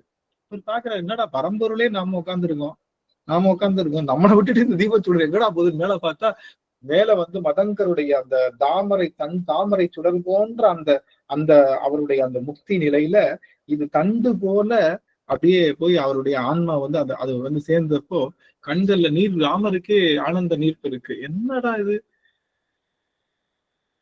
இச்சுவை எனக்கு எதுவுமே வேணாம், எனக்கு சிவபெருமானே வேணாம். என்ன சொல்றாங்க, கூடும் அன்பினில் கும்பிடலே அன்றி வீடும் வேண்டார் விரலின் விளங்கினார். என்னயா வீடு வேணும், என்ன வீடு வேணும்? வீடுல என்ன எல்லாரும் நமச்சிவாய மந்திரம் சொல்லுவாங்களா? யாரும் பேசாம உம்மன் ஆடுற ஆட்டத்தை பார்த்துட்டு இருப்பாங்க. அது எனக்கு தேவையில்லப்பா. நெத்தியில திருநூறு பூசி எங்க அடியாருக்கெல்லாம் சிரிப்பார், கழிப்பார், தேனிப்பார். உங்களுக்கு தெரியுமா, உன விட்டு நான் திருக்களிப்பாளை போனேன், இப்படி நடந்துச்சு. அவங்க இவ்வளவு பெரிய விஷயம் நடந்துச்சு சொல்றப்ப போய் கேட்டு கண்கள்ல தண்ணீர் சொட்டிக்கிட்டே இருக்கும். இன்னொருத்தவங்க சொல்லுவாங்க, உங்களுக்கு தெரியுமா இன்னைக்கு சிதம்பரம் ஆணி திருமஞ்சனம் போனா என்ன தரிசனம் தெரியுமா, அப்படி நடந்துச்சு, எப்படி நடந்துச்சுன்னு சொல்றப்போ அப்படியே அவங்க சொல்றப்போ நாமளே அந்த இடத்துல நிக்கிற மாதிரி உணர்வோட அப்படியே அந்த உணர்வை பெருக்கி கண்கள் இப்படியே ஒவ்வொருத்தவங்களும் பெருமான விரிச்சு பேச அப்படியே அந்த ஆன்மாக்குள்ள அவனை பத்தின உணர்வு அப்படி பொங்கி மேலோங்கி கண்கள் நீர் பெறுகிற இந்த இன்பம் முக்தியில கூட கிடைக்காது. போட எனக்கு வேணாண்டாடி, வேணாம். எனக்கு அடியவர் திருக்கூட்டத்துல உட்காந்து உன்னை பத்தி பேசி உன்னை பத்தி சிலாகிக்கணுமே தவிர எனக்கு ஒன்னும் முக்தி யுக்திலாம் வேணாம். ஓடும் செம்பொன்னும் மொக்கவே நோக்குவான். அது என்ன சொல்லுவாங்க, ஃபர்ஸ்ட் எடுத்த உடனே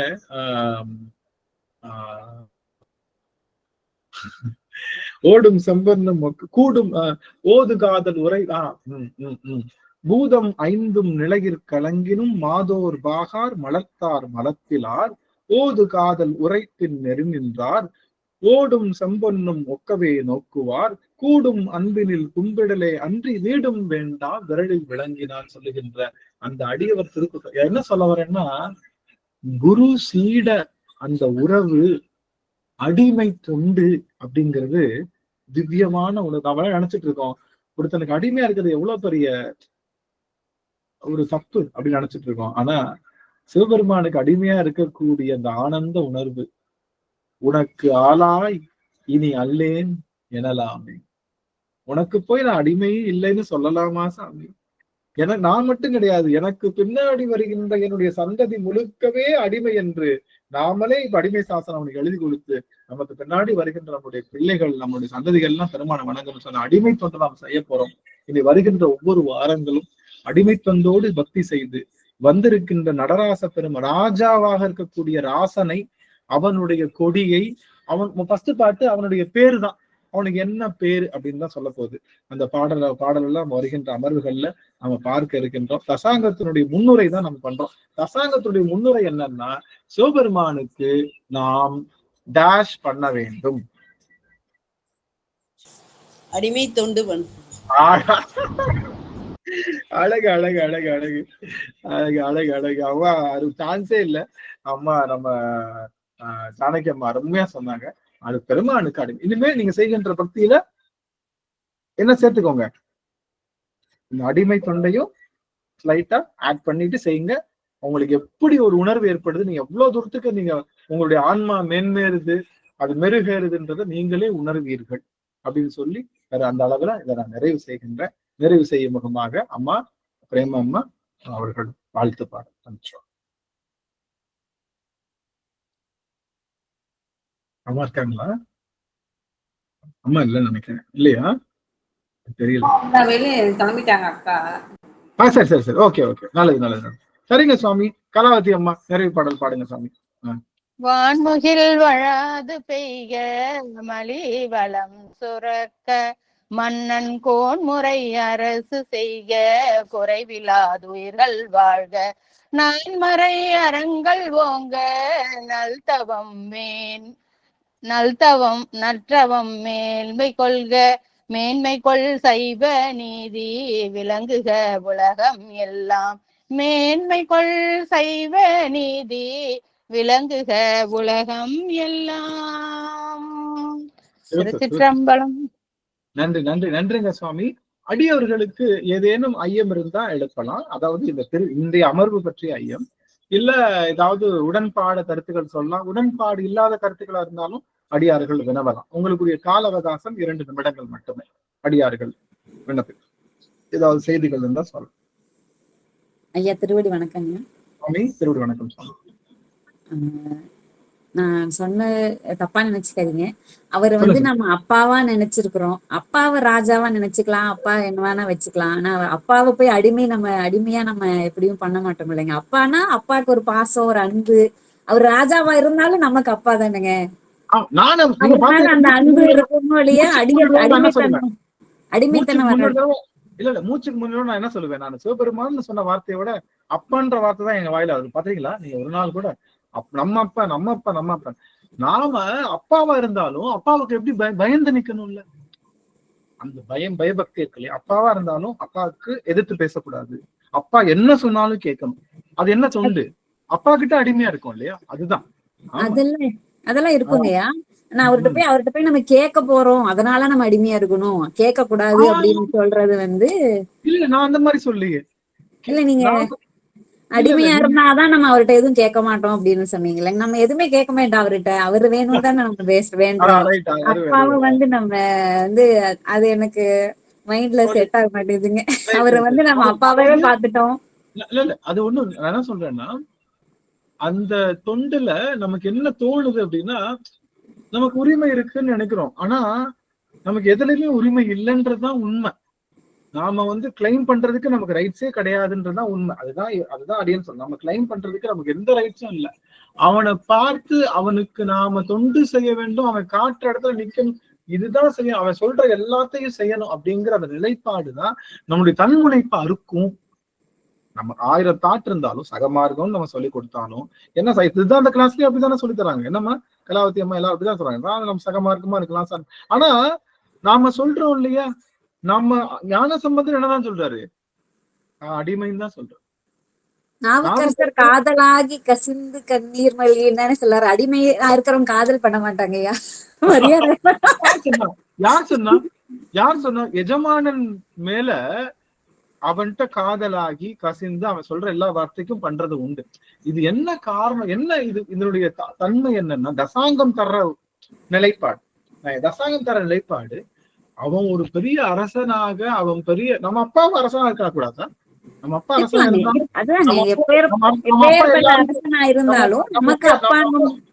நம்ம அப்பா எல்லாருக்கும் ராஜாவா இருக்காரு, எல்லாத்தையும் அடிமை கொள்ளக்கூடிய ஒரு ஆற்றல். எல்லாருக்கும் அவர் தான் அப்பா, எல்லாருக்கும் அவர் தான்.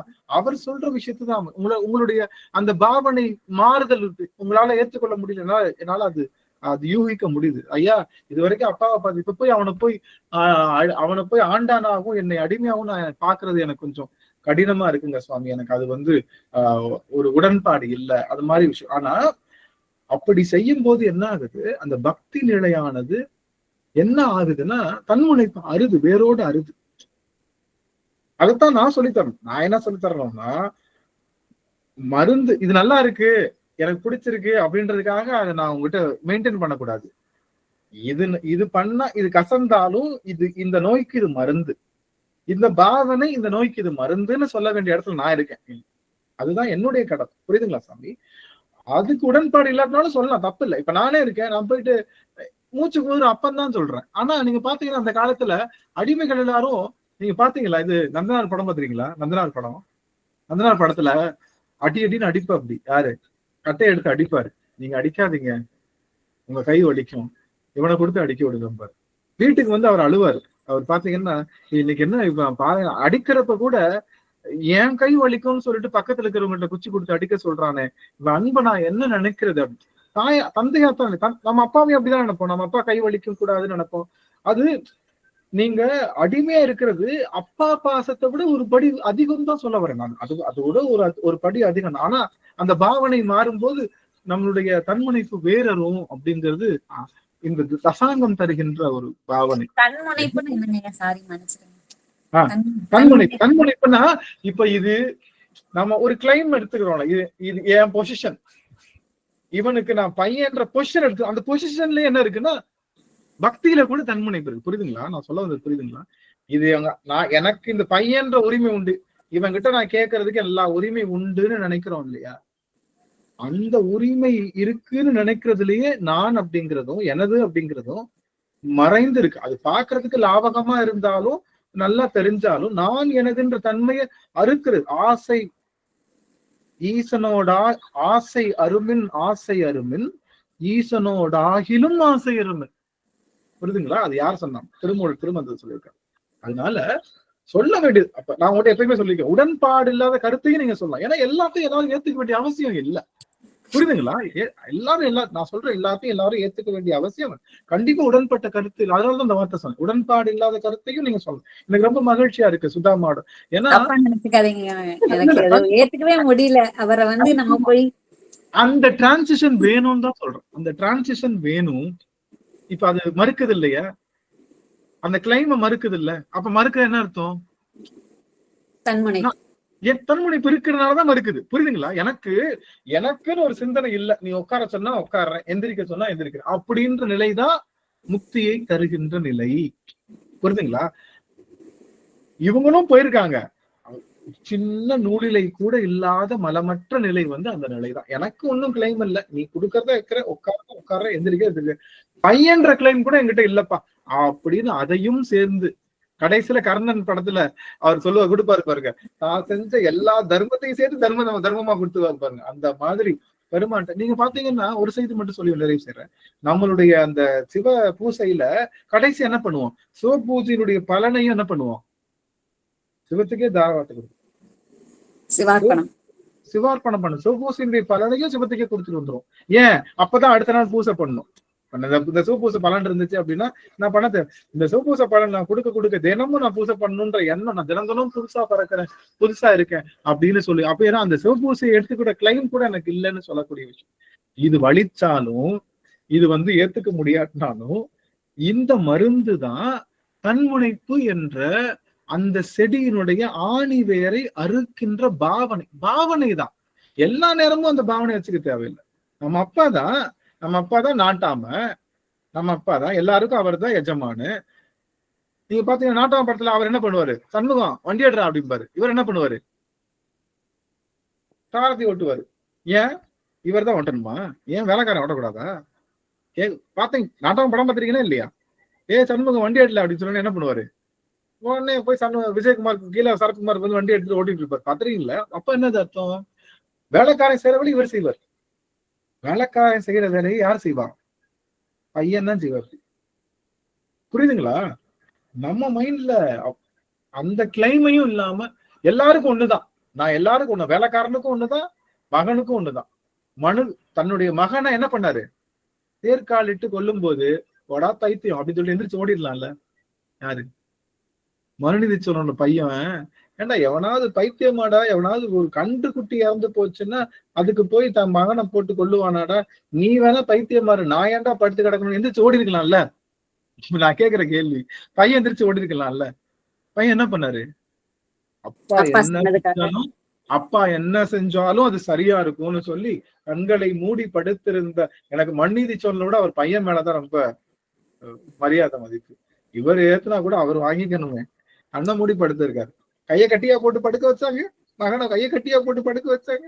படுத்து கண்ணை மூடி எங்க அப்பா எது செஞ்சா நல்லது, ஏத்து எனக்கு கொல்லுங்கன்னு சொல்லி அந்த உயிர் தியாகம் செய்த ஒரு காரணத்துல என்ன பண்றது? அது மாதிரி நாம அப்பாதான், ஆனா வேலைக்காரன் எப்படி இருக்கானோ அந்த மாதிரியான அந்த உணர்வுல இருந்தா அப்பான்ற கிளைம் கூட வரக்கூடாதுன்னு சொல்றேன். அந்த கிளைமும் நம்ம என்ன பண்ணணும், அப்படி மாறி அப்படி இருந்துச்சுன்னா நமக்கு அவருக்கு இருக்கிற க்ளோஸ்னஸ் கொஞ்சம் கம்மியாகிற மாதிரி இருக்கும் இல்லைங்கய்யா. அவர் க்ளோஸ் ஆயிடுவாரு. அதுதான் சொல்றாங்க, எல்லாரும் அடிமை தொண்டுலதான் ஆரம்பிச்சாங்க. யாரு இவரு? நீலா அடிமை உனக்கே ஆளாய் நீ அல்லேன்னு சொல்றாரு. அது ஆளாய் உனக்கு அல்லே நிழலாமேன்னு ஃபர்ஸ்ட் பாட்லயே அடிமை தானே ஸ்டார்ட் பண்றாரு. யாரு? நீ எனக்கு அடிமை.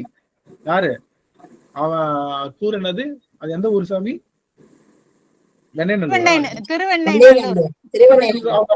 சொல்லி சொல்லுவாரு. இந்த அவர் வந்து உங்க அப்பா தாத்தா எல்லாம் எழுதி கொடுத்திருக்காரு ஓலைச்சுவடி, நீ எனக்கு அடிமை தானே ஸ்டார்ட் பண்றாரு. ஆனா என்ன சொல்றாரு?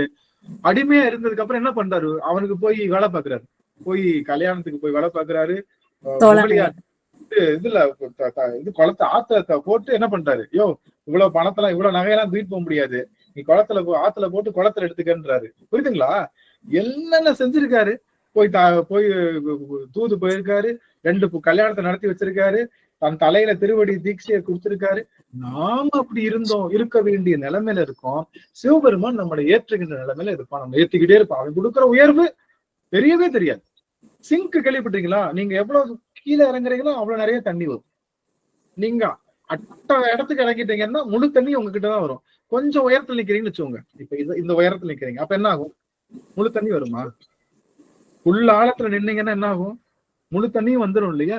கொஞ்சம் உயரமா இருந்தா அந்த தண்ணி, அது 1/4 லிட்டர் தண்ணி வராம அந்த கிளாஸ் காலியாவே இருக்கும். கொஞ்சம் இறங்கணும் அப்படிங்கிறது தான் நம்ம அப்பா தான். நாம யாரு? சண்முகம். நம்ம அப்பா நாட்டாம, நாம சண்முகம். அவனுக்கு சாரதி ஓட்டுறதும், அவன் திரும்பி பார்த்தா அவனுக்கு தோல் தொண்டை எடுத்து கொடுக்கறதும் அடிமை தொண்டு நாம செஞ்சுட்டு இருக்கோம். ஆனா எங்க அப்பாவுக்கு தான் செய்யணும். புரியுதுங்களா சாமி?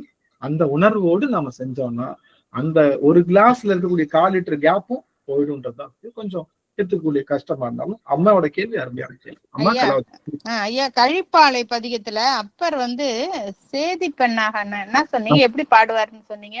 ஆமா, இப்போ தன்னுடைய சேதி பெண்ணா யாருன்னா வேலைக்காரவங்க, அதாவது நம்ம செவிலி தாயின்னு சொல்லுவோம் இல்லையா?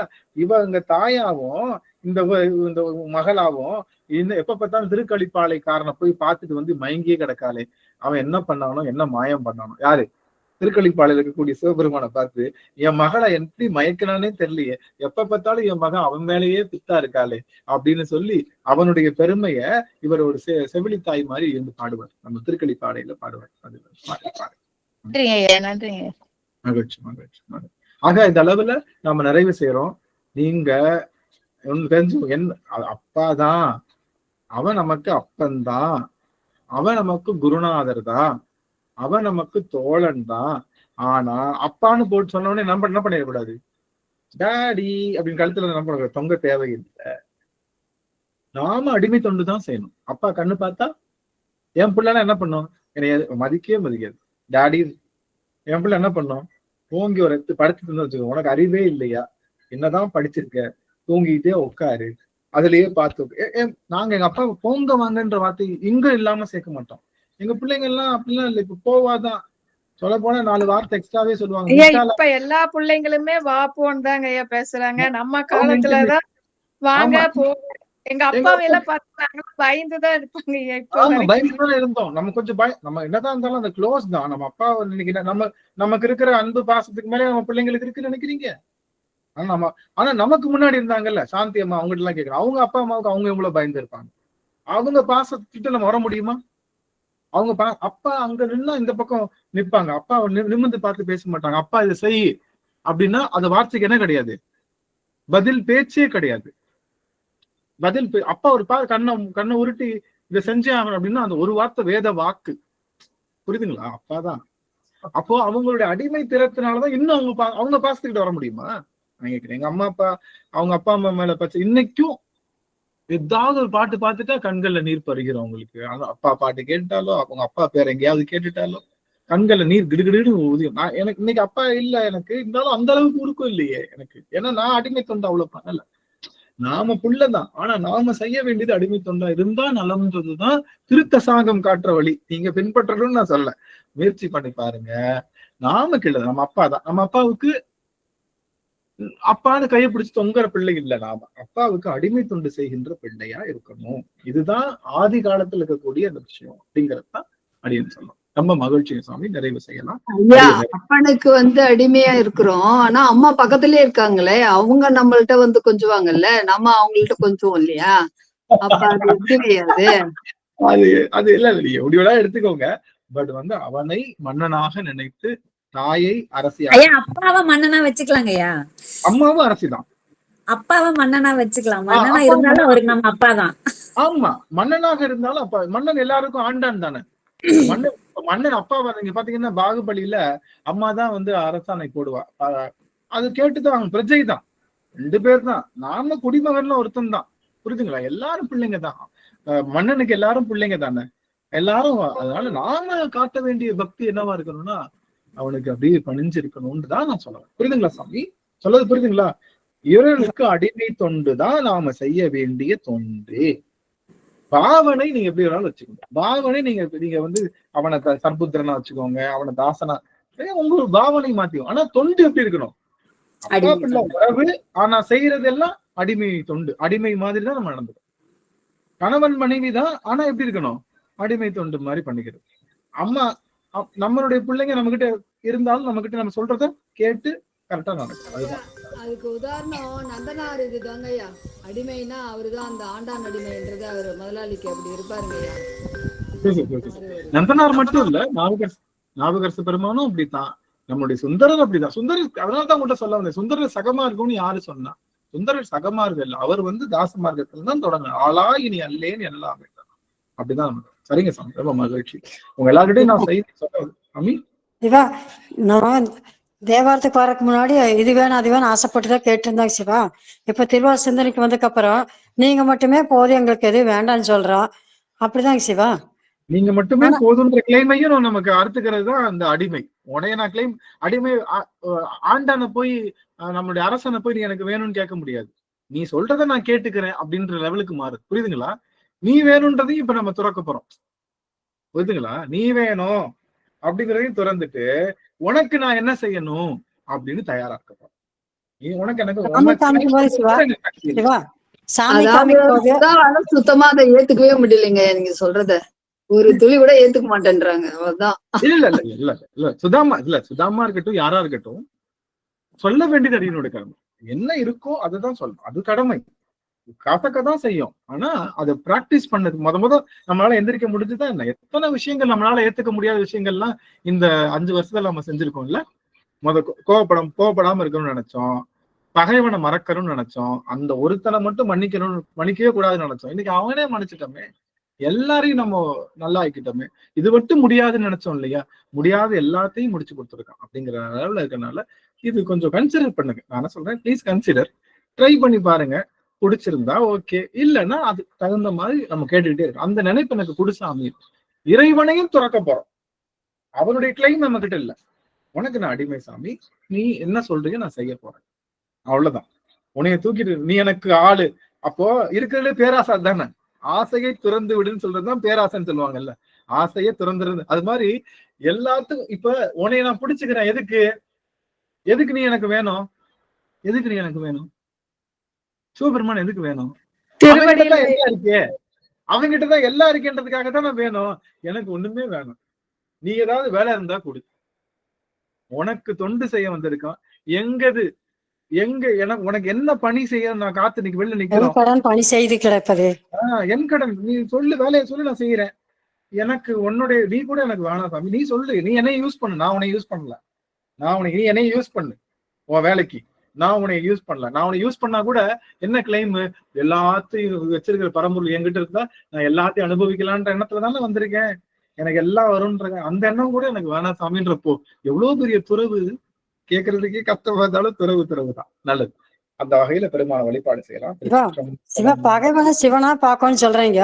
ஆனா சிவமா பார்க்கும்போது நம்மள சவமா பார்த்து என்ன பண்றது சிவா? அது அந்த உணர்வு. நமச்சிவாய். ஐயா கொஞ்சம் விட்டுறலாமே எல்லாரும் சேர்ந்து. ஆறிரு தடந்தோள் வாழ்க, அருமுகம் வாழ்க, வெற்பை கூறுசை தனிவேல் வாழ்க, குக்குடம் வாழ்க, செவ்வேல் ஏரிய மங்கை வாழ்க, யானை தன்னனங்கு வாழ்க, மாறிலா வள்ளி வாழ்க, வாழ்க சீரடியார் எல்லாம் மாறிலா வள்ளி வாழ்க. வாழ்க சீரடியார் எல்லாம். வெற்றிவேல் முருகனுக்கு அரோகரா. ஞானவேல் முருகனுக்கு அரோகரா.